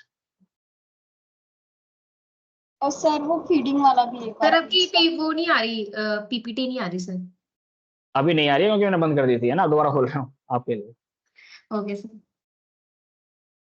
देखिए feeding buffers होते हैं, मैंने ये बताया था कि जो आपकी फीडिंग चेन है ना, जैसे मैंने बताया था कि सपोज, जस्ट अ सेकंड, किसी ना किसी का माइक अनम्यूट हो सर गया। फीडिंग नहीं सर, प्रोजेक्ट बफर सर। हाँ हाँ, एक सेकंड, मैं जरा, हो गया म्यूट, चलिए ठीक है। यस, देखिए ये रहा ना, पढ़िए इसको लाइन को। The extra time that placed between the final task and end of the project. Final task क्या हो सकता है? फाइनल टास्क हो सकता है कि हमारी जो पैकेजिंग है फाइनल प्रोडक्ट की, that is your final task in the overall production system. अभी हम एज्यूम कर लेते हैं। एंड ऑफ द प्रोजेक्ट क्या होगा कि वो जो पर्टिकुलर प्रोडक्ट है वो कस्टमर तक कब तक पहुंच पाता है, इसके बीच में जो टाइम है ना, उसको हम क्या करते हैं कि we give the extra time we will also allocate for these kind of purposes। जैसे एग्जांपल मैं आपको देता हूँ, अमेजोन का एग्जांपल ले लीजिए। अमेजोन अब तो हमारे दिल्ली के आसपास तो नेक्स्ट टाइम डिलीवरी हो जाती है, लेकिन मैं अगर मथुरा की बात करूं, वहां अमेजोन बोलता है कि हम 4 डेज में डिलीवरी करेंगे, लेकिन क्या वो चौथे दिन ही करता है डिलीवरी? वो हमें डिलीवरी जो प्रोडक्ट की है वो दूसरे दिन में या तीसरे दिन में कर देता है। इज इट और नॉट? तो व्हाट इट इज Yes, कि sir. उसने वो जो 1 दिन या 2 दिन का जो टाइम बोला हुआ है extra, this is the buffer time which is in between final task and at the end of the project, means it till it reach to the customer। तो ये जो buffering time हम लेके चलते हैं ना, that is called project buffers। I hope it is clear। Thank you sir। Yes sir, thank you। चलिए, we come to the next part, that is what, that is previous year question paper। उस पर आ जाते हैं जल्दी से। Yes sir। Sir excuse मी, हाँ जी बताइए। Sir ये कंपोनेंट्स ऑफ क्रिटिकल चेन में ये क्रिटिकल पाथ और फीडिंग चेन में क्या डिफरेंस है? देखो मैंने फिर मैं बता रहा हूँ कि बिकॉज ऑफ टाइम पॉसिटी, अगर मैं अब इस पर गया ना तो we do not have sufficient time. तो एक बार इसको पढ़ के देखना, नहीं आता है तो फिर मुझसे इंडिविजुअली आप मुझे मैसेज कर देना, I will reply for this, है ना। अभी टाइम पॉसिबिलिटी को प्लीज समझो, सिर्फ इसलिए मैं। सर ये पीडीएफ कहाँ भेजेंगे आप? हाँ जी, ये मैं आपको मिल जाएगी, ये 1-2 दिन में आप तक पहुंच जाएगी, आपके व्हाट्सएप ग्रुप पर भी आ जाएगी। मैं स्टूडेंट जिन्होंने अभी मुझे मैसेज किए हुए हैं, मैं उनको हैंडओवर दे दूंगा, तो वो उनकी जिम्मेदारी है कि वो आपके व्हाट्सएप ग्रुप तक पहुंचा दें। जैसे 1 to 6 तक। सर चैट में डाल देना ना आप। हाँ मैं वही कह रहा हूँ, मैं वही डाल दूंगा जिससे आप तक पहुंच जाएगी, ठीक है। सर वो केस स्टडी सर का आपने जो क्वेश्चन पहले हमें सारी पीपीटीज भेजी हैं और जो आज आपने जिस पीपीटी से पढ़ाई है वो सारी सेम है ना? सब सेम है, 1 to 6 सेम है, 7, 8, 9 मैंने भेजनी है, वो भी आपके पास सेम ही रहेगी, कोई चेंज नहीं है किसी में।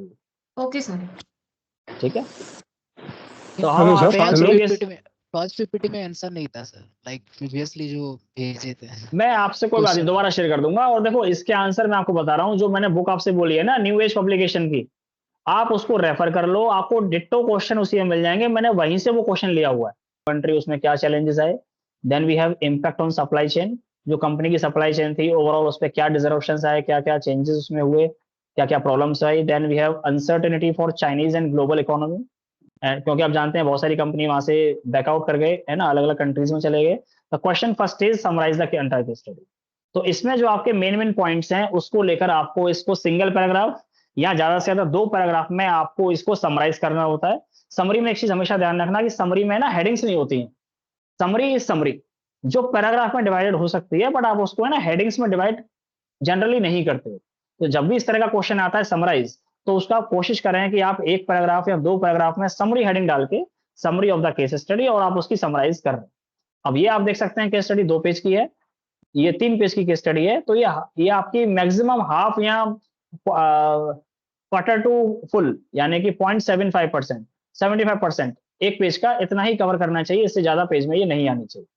तो उस तरह से आप इसे कंसाइज करेंगे तो you can C I have developed this, है ना। तो मैंने ये इतने पार्ट में इसको किया है, ठीक है। तो कोशिश करें कि आप इस तरह की समरी डेवलप करें जो कि पूरे केस को भी कवर करे और उसके बुलेट पॉइंट्स को आप यहाँ पर हाईलाइट करते हैं। Second question was what will be the impact of corona virus on various dimensions of Indian business operations. तो अब बताना है आपको impact of corona virus on various dimension of Indian business. Case study है China के बारे में, लेकिन उसने रेफर करते हुए कोरोना वायरस के इम्पैक्ट को बताया कि इंडिया के बिजनेस में क्या क्या फर्क पड़ा उसका। So you can see I have divided this into this much of point. हमेशा ध्यान रखना कि जब भी इस तरह के क्वेश्चन आते हैं तो आपको ये हमेशा बुलेट पॉइंट्स या तो आप यूज करें, पॉइंट नंबर 1 इलेबोरेशन, 2 इलेबोरेशन, या इन हेडिंग्स के साथ आपको ये डिस्कस करना चाहिए। जब आप इस चीज को पैराग्राफ में लिखते हो, इसका मतलब आपको कुछ नहीं आता है और आप केवल पेज भरने के लिए वो काम कर रहे हो, ये क्वाइट विजिबल हो जाता है। कोशिश करें कि आपने ये हेडिंग्स दी हुई हैं जिससे इवेल्युएटर उसको पढ़ के आइडिया लगाए कि आपने जो लिखा है वो ठीक है या नहीं। ठीक है, तो इस तरह से आप देख सकते हैं, ये मैंने यहाँ पर supply chain disruptions, labour shortage and workforce challenge, financial impacts, policy response, consumer behaviour change, health care preparedness and long term strategic plan, इस तरह से मैंने इसको डिवाइड करके 3-3, 4-4 लाइन में इसको मैंने एक्सप्लेन यहाँ पर किया है। Then we have third question. Third is explore the possible steps to be taken by business entities to remain sustainable in present time period। तो उस टाइम पीरियड में जो कोरोना का टाइम पीरियड था उसमें सस्टेन करने के लिए क्या क्या करना चाहिए। तो अगेन यू कैन सी, यहाँ पर आप एक हेडिंग दे दीजिए जो मैंने यहाँ नहीं लिखी है, this is my mistake, possible steps to be taken by business organisations, है ना। और उसके बाद आप इसके बारे में ये लिख के 2 लाइन और फिर आप ये इसको फिर इस तरह से आप इसको प्रेजेंट कीजिए। डाइवर्सिफिकेशन ऑफ सप्लाई चेन करना चाहिए, remote work and digital solution जो कंपनियों ने किया भी कुछ कंपनी ने, employ support and flexibility, work from home की फैसिलिटी जैसे दे देना, ये सब, risk management and contingency planning, तो ये सब आपको इस तरह से एलेबोरेट करना चाहिए, है ना। तो जितने नंबर का क्वेश्चन, कोशिश कीजिए कि लगभग उतने पॉइंट आपके पास हो और उसको आप फिर एलेबोरेट करें, तो आपका फिर नंबर इसमें इंक्रीज होने के चांसेस या अच्छे आने के चांसेस बढ़ जाते हैं। Now I am coming to the internal question और आइए, है ना, internal assessment part. I will be showing one Excel sheet, की भी पीडीएफ भेज देना। भेज देंगे बिल्कुल आपको, जो मैं आपको दिखा रहा हूँ आपको सब मिल जाएगा, इसमें कोई इशू नहीं। Now coming to this, now you can see and again I am telling you one thing, ये बिल्कुल मत सोचना है कि इनमें से आपके आईए आने वाला है, ठीक है। ये बिल्कुल डिफरेंट क्वेश्चंस हैं जो मैंने रैंडमली बनाए हैं, कोई एक आध आ जाए, 2-4 आ जाए, मैं कह नहीं सकता, वो किस्मत आपकी, but these are the questions which in this way you will get the questions in your internal assessment, ठीक है। और इस बार क्वेश्चन नंबर भी ज्यादा है तो वो पॉसिबिलिटी भी कम हो जाएगी आप किसी दूसरे से पूछ रहे हो, क्योंकि इस बार बहुत कॉम्बिनेशंस बनेंगे, everyone will be able to get the different questions, क्योंकि पूल इस बार काफी बड़ा है, तो ये आप ध्यान रखिएगा। तो first is what does CRM stands for, anyone can tell? CRM consumer responsibility management, customer relationship management. इतनी गड़बड़ मत किया करो, कंज्यूमर नहीं होता कभी भी, अभी मैंने बताया था customer relationship management first one, तो इसका आंसर यहाँ पर ए है। सिमिलरली SCM क्या होता है? स्क्रीन शायद दूसरी आ रही है। क्वेश्चन नहीं हो सप्लाई चेन रहा। मैनेजमेंट, स्क्रीन विजिबल हो रही है, स्क्रीन विजिबल नहीं उसका सिलेबस हो रहा है। स्क्रीन विजिबल नहीं है, स्क्रीन तो विजिबल है। वो मैं इंटरनल दोबारा वाला से नहीं हैंग दिख पर रहा। दिख रहा था, सिलेबस दिख रहा अच्छा मैं दोबारा कर देता हूँ, कोई Screen बात नहीं, ये आ गई आपको। Now it's visible. हाँ, तो अब दूसरा क्वेश्चन मैंने आपसे पूछा, सेकंड क्वेश्चन पर हूं मैं, ये है सप्लाई, ये SCM stands for, supply chain management, है ना, क्लियर है ना। अभी देखिए नाम इसके कई बार supplier chain management, subsidiary chain management, तो आपको ध्यान रखना है कि सप्लाई चेन मैनेजमेंट ही होता है, ठीक है। Third is the purpose of supply chain management is, the purpose of supply chain management is integrate supply and demand management, ठीक ऑप्शन है। बी। तो इस तरह के आपके ये क्वेश्चंस होंगे, एक बार रैंडमली हम इसको कर लेते हैं, ये भी मैं आपसे शेयर कर दूंगा अगर आपको ये वाला बताइए। चलिए, तो ये थर्ड का आंसर आपने थर्ड लिखा हुआ है, ऑप्शन सी, तो इज इट? इसका है बी, ये ना, एक मिनट, ये थर्ड है, इसका थर्ड का है बी आंसर होना चाहिए, हमने सी गलत लिखा हुआ है, कोई बात ना। नहीं, मैं आपको इसलिए आंसर दिखाई नहीं रहा, हम खुद डिस्कस कर लेंगे ना। चलिए इस पे आते हैं, load distance is used for this one, मैं एक बार हाईलाइट कर देता हूँ this one, load selection, load selection, ये कहाँ है ऑप्शन? लोकेशन सिलेक्शन, ठीक है ना, क्योंकि अभी हमने पढ़ा था लोकेशन हमने डिसाइड की थी इसके बेसिस पर, तो क्वालिटी से इसका लेना देना नहीं है, तो ये ऑब्वियसली लोड से इससे रिलेटेड है, लोकेशन से। ये बताइए,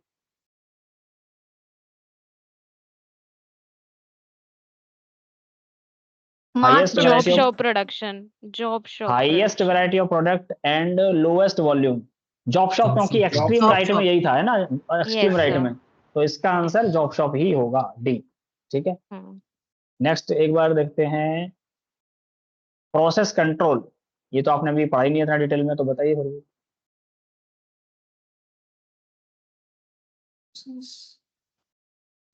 सर ऑल होगा इसमें। ऑल होना चाहिए ना, क्योंकि ये अगर किसी भी पार्ट में हम नेग्लेक्ट कर देते हैं तो गड़बड़ होने के चांस होते हैं। तो इसमें भी हाँ आंसर इसके कई गलत हो सकते हैं, आंसर इसको छोड़ दीजिएगा। Low cost higher volume item requires. Sir फिर फायदा क्या हुआ? केवल आपको फील देने के लिए कि आपका इंटरनल असेसमेंट चल रहा है, इसका पर्पस सिर्फ इतना ही सर थोड़ा हेल्प तो हो जाएगा ना, आंसर सही लिख देना। है। ठीक है, चलिए देखिए। Low cost higher volume item required, no inspection, no inspection sir. Little inspection. It's is intensive in क्या कहते हैं इंस्पेक्शन। टागुची मेथड ये किस में आता है पता है? No sir. इसका नाम आया था कहीं? Offline control, statistical process, acceptance sampling, ABC analysis. It is in offline control, ठीक है, क्वालिटी कंट्रोल। तो इस तरह से इसके हैं। मैं आपको एक जो आंसर गलत है वो ठीक करके इसको भी आपको सेंड कर दूंगा, ठीक है। Okay thank you. Now coming to the important one, ठीक है, इसको एक बार देख लेते हैं, सिलेबस एक बार निकाल लेते हैं। यस, तो देखिए इसमें जो मुझे सबसे इम्पोर्टेंट हमेशा लगता है वो है ये क्वेश्चन सबसे पहला।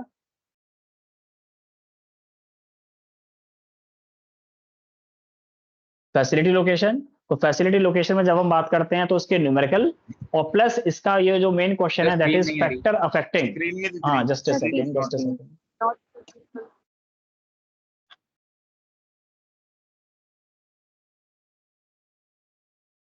सर ऐसे ही टिक कर दो सारा, हम फोटो ले लेंगे। ठीक है, तो इसमें ये दो पार्ट इसके और इसके मॉडल्स, ये तो आपका काफी इंपॉर्टेंट यूनिट हो जाती है क्योंकि इससे काफी क्वेश्चन निकलते हैं कि ये फैसिलिटी लोकेशन के जो फैक्टर्स हैं जो मैंने डायग्राम आपको दिखाया था। और एक बार मैं फिर बोल रहा हूँ कि एसएलएम में अगर आप देखेंगे तो बहुत कम डिटेल में वो अवेलेबल है, ठीक है। इसलिए मैं बोलता हूँ कि बुक को रेफर करो, और जो अभी मैंने डायग्राम दिखाया था उसको याद भी अगर कर लोगे, उसमें पॉइंट ऐसे हैं कि वो आपको सेल्फ अंडरस्टूड है ना। तो उसके बेस पर अगर आप डिस्कस करते हो उसे तो बहुत अच्छा एलेबोरेशन आप कर सकते हो अगर ये 12.5 मार्क्स में आता है तो, ठीक है। तो ये और इसके मॉडल्स ये जरूर आप इसके कवर कीजिए। फर्स्ट यूनिट में अगर हम देखते हैं तो ये हमेशा एक ये इमर्जिंग ट्रेंड्स वाला क्वेश्चन जैसे हुआ है ना, इसको भी हम कर सकते हैं, जो पहले भी वैसे आया हुआ है तो इसके आने के चांस कम हो जाते हैं, but this is also one of the frequently asked question. The third is design of product and facility layout. तो इसमें आप इसका प्रोसेस जरूर इसके देख लेना कि इसमें प्रोसेस क्या हो सकते हैं।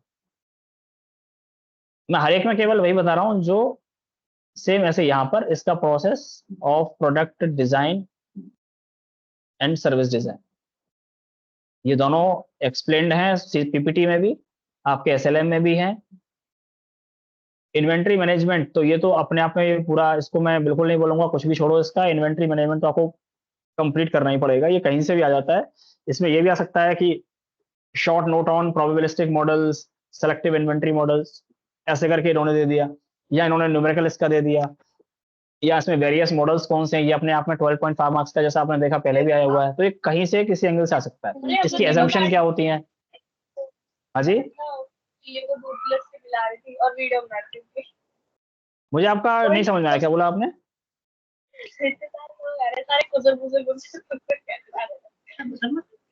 अरे वो चार धाम यात्रा पे आता है। ओहो, मुझे लगा कोई सर क्वेश्चन वापस पूछ में रहा है। बात कर। ये डिस्टरबेंस ना करें आप प्लीज, थोड़ा ध्यान रखें। अब आगे आते हैं। इसके बाद आपका एग्रीगेट प्लानिंग। ये देखिए इसमें जो तीनों टॉपिक है ना, ये आपके शॉर्ट नोट टाइप के हैं ये, ठीक है। तो बेटर कि इसके बारे में आप पढ़ ही लें। इसमें भी अगर मैं बोलूँ तो इसमें ये स्क्रीनशॉट लेना है, ऊपर करना जरा। इसका आप देख लीजिए एक बार।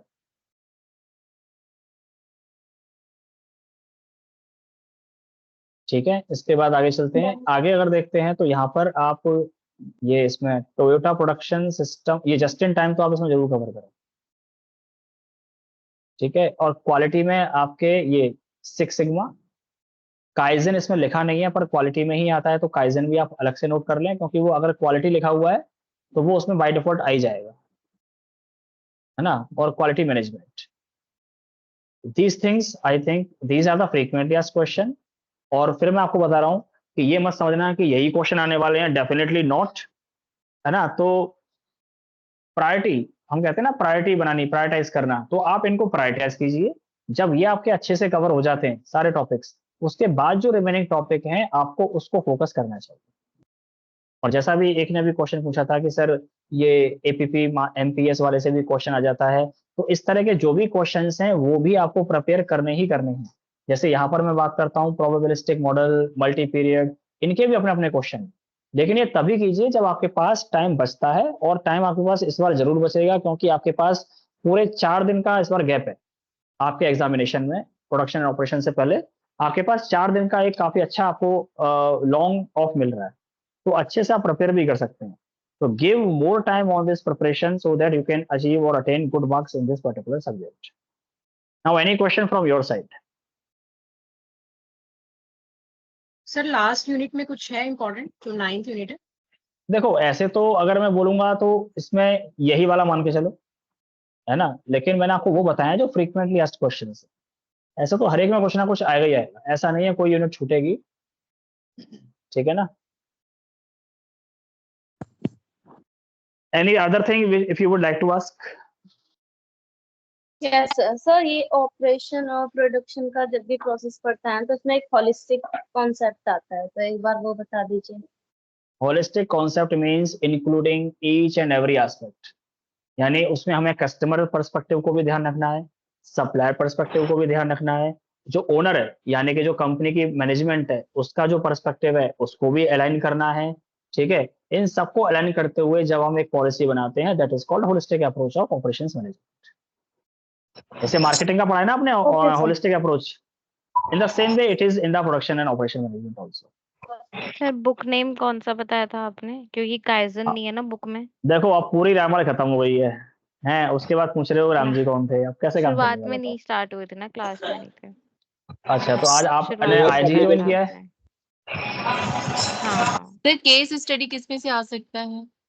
ये कहीं से भी आ सकता है, कहीं इसकी से कोई भी। गारंटी नहीं है कि कहाँ से आएगा, ये कहीं से भी आ सकती है केस स्टडी। केस स्टडी तो एक छोटे से टॉपिक, ये जो हम पढ़ रहे हैं एमपीएस, यहाँ से भी आ सकती है, क्वालिटी से भी आ ओके सर। सकती है, from anywhere okay it can come.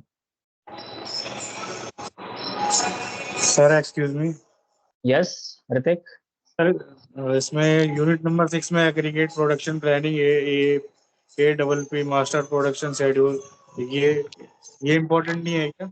ये मैंने ये कहा था कि ये आपके जो क्वेश्चन जनरली आते हैं ना, ये शॉर्ट नोट्स में आते हैं। जैसे एक क्वेश्चन आ गया 6 नंबर का, एक आ गया 6.5 का, तो आ सकते हैं आने को, तो अगर शॉर्ट नोट में आता है, ये उसी टाइप के क्वेश्चन है। सर लॉन्ग माफ आंसर कर टाइप दीजिए क्वेश्चन ना, इसमें से कम बनते हैं। हाँ जी, माफ कर दीजिए ना हमको, हम कर लेंगे, हम पढ़ लेंगे, हमें अरे लगता है। मार्क है भी या नहीं है तो आपके सामने सिलेबस तो है ही ना, हाँ वो तो सही बात है।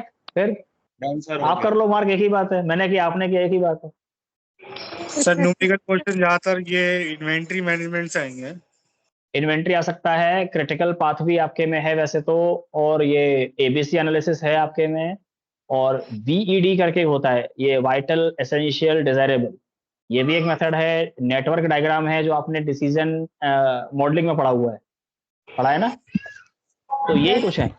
लेकिन मैं फिर बोल रहा हूँ आप इनको तभी करें जब आपकी सिलेबस कवरेज अच्छे से हो जाती है, तभी इसमें दिमाग मारने की कोशिश करें, अदरवाइज आपके पास चॉइस तो रहेगी ना। आप एक पर्टिकुलर पार्ट के पीछे आपका थ्योरी अगर काफी सारी छूट जाती है तो वो ठीक नहीं है, ये मैं कहना चाह रहा हूँ। तो आपका एक क्वेश्चन भी अगर इसकी वजह से स्किप आप आराम से कर सकते हैं, 6 में से 4 करने होते हैं, तो उस बेस पर भी अगर आप देखते हो तो प्रायोरिटाइज आप कीजिए चीजों को। हाईलाइट जितने आपने किए ये इम्पोर्टेंट है। देखो मैं फिर बता रहा थोड़ा सा हूँ, जरूरी इसको थोड़ा सा ये एक बार, मिनिमाइज करके फर्स्ट सेकंड भी कवर कीजिएगा एक बार, अपनी स्क्रीन को थोड़ा सा मिनिमाइज करके। अच्छा ठीक है, जस्ट अ सेकेंड, ये मैं कर देता हूँ आपके लिए। अब ठीक है, तो देखिए मैं आपको ये बता रहा हूँ कि गारंटी मानिए कि इनमें से एक भी क्वेश्चन आ जाए। मैं बस आपसे ये कहना चाह रहा हूँ कि as per my experience in last 5 years I am teaching this subject every year, है ना। I was in YMCA Faridabad and here also from last semester and to you I am teaching this particular subject. उसके base पर जो मैंने papers देखे हैं उसके base पर मैं आपको ये बता रहा हूँ कि these are the frequently asked questions in the examination, but not necessary that they will come, but yes probability is more that we can say only. Any other thing from your side? Just in फिर time किसी का का नहीं बताया आपने। Just a second, एक बार दोबारा unmute करके आप बोलिए ऋतिक, एक बार अनम्यूट करिए फिर बोलिए। सर वो जस्ट इन टाइम का जो पूछा था आपसे। हाँ, क्या पूछा था आपने? जस्ट इन टाइम का कोई एग्जांपल है रियल लाइफ में जो सर्विस बेस्ड ना हो, रियल वो लाइफ जो में सर नहीं, वैसे अभी मैंने मुझे गूगल ऐसा किया ना, देखो, तो जब मैं मैं आपको बता रहा हूँ। सर हाँ सर मैंने जो गूगल किया ना, वैसे जो टोयोटा का हम पढ़ रहे थे ना, प्रोडक्शन हाँ पढ़ हाँ रहे थे, क्या पढ़ रहे थे, जो भी पढ़ रहे थे, वो उसी का प्रीवियस नेम था। उसके बाद उसको हम्म जस्ट इन टाइम की थ्योरी दी, और हम्म वो टोयोटा का ही एग्जांपल था, जस्ट इन टाइम का नहीं, कॉन्क्रीट मैं आपको एक चीज एग्जांपल। बता दूं, नहीं एक चीज मैं आपको बता दूं आरती, टोयोटा जो टोयोटा कंपनी है ना, वहां सिर्फ एक ही कॉन्सेप्ट डेवलप नहीं हुआ है, वहां कई सारे हुए हैं, ये भी ध्यान रखना। ठीक है, जैसे जो हम जापान का बार बार नाम ले रहे हैं ना, तो जापान में तो ये मान लीजिए कि जो पायनियर बेसिस पर जितने भी नई डिस्कवरीज हुए हैं related to the operation management, जो भी कॉन्सेप्ट अवेल हुए, majority you will find they have been evolved there only. तो टोयोटा प्रोडक्शन सिस्टम या टोयोटा कंपनी की अगर मैं बात करूं, तो ऐसा नहीं है कि वहां और नहीं हुए, but yes this TPS is known based on the Toyota company because it was experimented and evolved there. Sir जो ये आप बता रहे हो जापान वगैरह, ये तो फिर हमारा ऑटोमोबाइल सेंट्रिक लोकेशंस हैं ये सारी, तो क्या प्रोडक्शन यस, जो है हमारा वो ऑटोमोबाइल के ज्यादा इर्द गिर्द है क्या? हाँ डेफिनेटली डेफिनेटली मेजोरिटी आप कह सकते हैं, but it is not like this कि हम केवल ऑटोमोबाइल की ही बात करते हैं, अदर उसको रेफरेंस जो में आपके, रखिए बाकी चीज। हाँ बिल्कुल बिल्कुल। तो आप भी अगर देखो, अगर पेपर पर्सपेक्टिव से देखते हैं ना, अगर आपको लगते हैं कन्वीनियंट कि ऑटोमोबाइल के एग्जांपल आप ज्यादा अच्छे से दे सकते हो, तो वो दे दो, कोई इशू नहीं है, इससे कोई फर्क नहीं पड़ता, एग्जांपल होने चाहिए, बस ये ध्यान रखें। Got it sir. चलो सर 8 बज गए, अब दिल्ली जीतेगी या लखनऊ जीतेगी sir? Any other question from your side? Any other question from your side? Thank you so चलिए, much. Thank you so much and wish you all the very best for the subject. Again one more sir thing, एक if sir you एक चीज और I'll take it, let me complete कि अगर आपको लगता है एग्जाम से पहले भी है ना, we are always there for you in, I told you always you can come to SOL, visit physically, meet if you have some queries, that option is always available. We are ending up with the online and offline sessions of the subject, ठीक है, but इसका मतलब ये नहीं है कि हम physically interact नहीं कर सकते हैं, यू आर ऑलवेज वेलकम, है ना, in your weekdays Monday to Friday till 5 PM, you can come anytime for your queries related to the subject। Sir अगर ठीक है, ऑनलाइन चाहे तो ऑनलाइन अभी पॉसिबिलिटी तो देखो एज पर द शेड्यूल नहीं होगी, ठीक है, तो आप आ भी सकते हो ना, एक दिन तो आ ही सकते हो, क्वेरी लेकर आप पूरा पिटारा लेके आ जाओ, कोई दिक्कत नहीं है। सर आप फिर रेस्ट उसमें हम कीजिए सर, अकेले बहुत थोड़ी टाइम ना हो गया आएंगे, सर। सारे आएंगे ना, तो फिर किसको मौका मिलेगा क्या पता। क्या क्या क्या? सर उसमें ये होगा कि सबकी अपनी अपनी क्वायरीज होगी, तो फिर आपको वैसे समझाना पड़ेगा, और ऑनलाइन में मैं ये आपको होगा एक कि चीज बता दूं, देखो फिर अगेन मैं बोलूंगा कि माई एक्सपीरियंस इज कि बहुत ही कम लोग आते हैं, ठीक है, ऐसा नहीं होता है कि पूरी सर जनता आ आने जाती से है। अच्छा तो लोग पढ़ना ही बेटर समझेंगे कि घर पे पढ़ लें। अब वो आपकी चॉइस है, जैसा भी आपको लगता है, अगर लगता है कि ज्यादा क्वेरीज हैं आना चाहिए, then you I am saying just providing you an option, that's is my concern. Sir तो सर वही अगर हम रहते आनंद सर को बोल के अगर हम शेड्यूल बनवा ले, तो सर आप हमें न्यूमेरिकल्स में हेल्प कर देंगे अगर कोई प्रॉब्लम हुई तो। मतलब मैं समझा नहीं क्या? सर जैसे आप कह रहे शेड्यूल ही बनेगा, जैसे कि हमारा ऑफलाइन और जैसे ऑनलाइन हमारा सेशन अब खत्म हो गया, तो अगर हम आनंद सर से रिक्वेस्ट करके अगर बोले कि वो शेड्यूल बना दे फॉर आनंद सर उसके लिए नहीं बनाते न्यूमेरिकल्स हैं, के लिए। मैं आपको बता रहा हूँ, ये आनंद सर नहीं बनाते हैं, ये सर वो जितने भी बनवा जो प्लान, देंगे। अरे मेरी भाई वो बात ही नहीं नहीं समझ रहे आप बनाते साक्षी, हैं। मैं नहीं साक्षी बोल वो रही, मैं केवल तब बनाते हैं जब उनको इंस्ट्रक्शन होते हैं, वो नहीं बनाते हैं। सर मैं नहीं बोल रही, मैं तो हाँ ऐसा अच्छा, जो भी, ललिता बोल रही है। अच्छा ललिता अच्छा, बोल जो भी बोल रहा है उसको बता रहा हूँ, ठीक है, सर आप आराम करो, 8 बज गए सर, आराम चलिए करो। ठीक है, okay, thank you so much, okay, all the very best for your examination, match देखने की ऑल द बड़ी वेरी एग्जाम आ बेस्ट, गुड गया। नाइट। Thank you sir. चलिए bye bye, take care, good night. Sir हाँ sir बोलिए, जो रह गया है वो बताइए सर ना, पीपीटी सेंड कर दीजिएगा। वो आपको मिल पीपीटी और जाएगी, क्वेश्चन पेपर शेयर कर देना। क्वेश्चन पेपर सब don't worry about it, you will get it for sure. With उसके आंसर अलावा विद बताइए। आंसर। सर मैंने आंसर आपको करा है, अब आप पीपीटी शेयर कर दीजिएगा, हम सर इस आपका कोई पेपर ग्रुप है सॉल्व क्या? कर लीजिएगा। नहीं, there is no group, but I will send, if you have sent me hi hello on chat box here in phone number Teams, sir, in email, I will definitely share।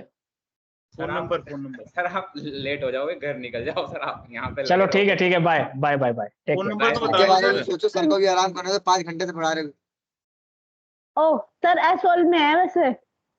हाँ किसमें? 5 घंटे से लगे पढ़े सर, सर 3 बजे से। Asshole में है यार, हाँ हाँ एसोल। फ्री है 3 बजे से, हाँ हाँ हमारे लिए रुके रुके हुए हैं। तेरे को पता है उनकी छुट्टी हो जाती है। पर ये अच्छा है कि सर ने आज पूरा लगे हाँ सारा 8 बजे तक कंप्लीट कर दिया, वरना मैम तो कल ले गई थी 10 बजे रात तक। हाँ 10 रात सर में छुट्टी हो गई, छुट्टी डाल दो सर को। यार वो सर मैम से पीडीएफ मांग रही हूँ मैं भी, ठीक है ना? आप मैंने भी बहुत मैम को मैसेज किया है पर्सनली। हाँ क्या बोला? मैम ने कुछ रिप्लाई ही नहीं दिया। हाँ तो देगी मैम रिप्लाई। मैम पार्टी करने चली गई हैं आज फ्री होके।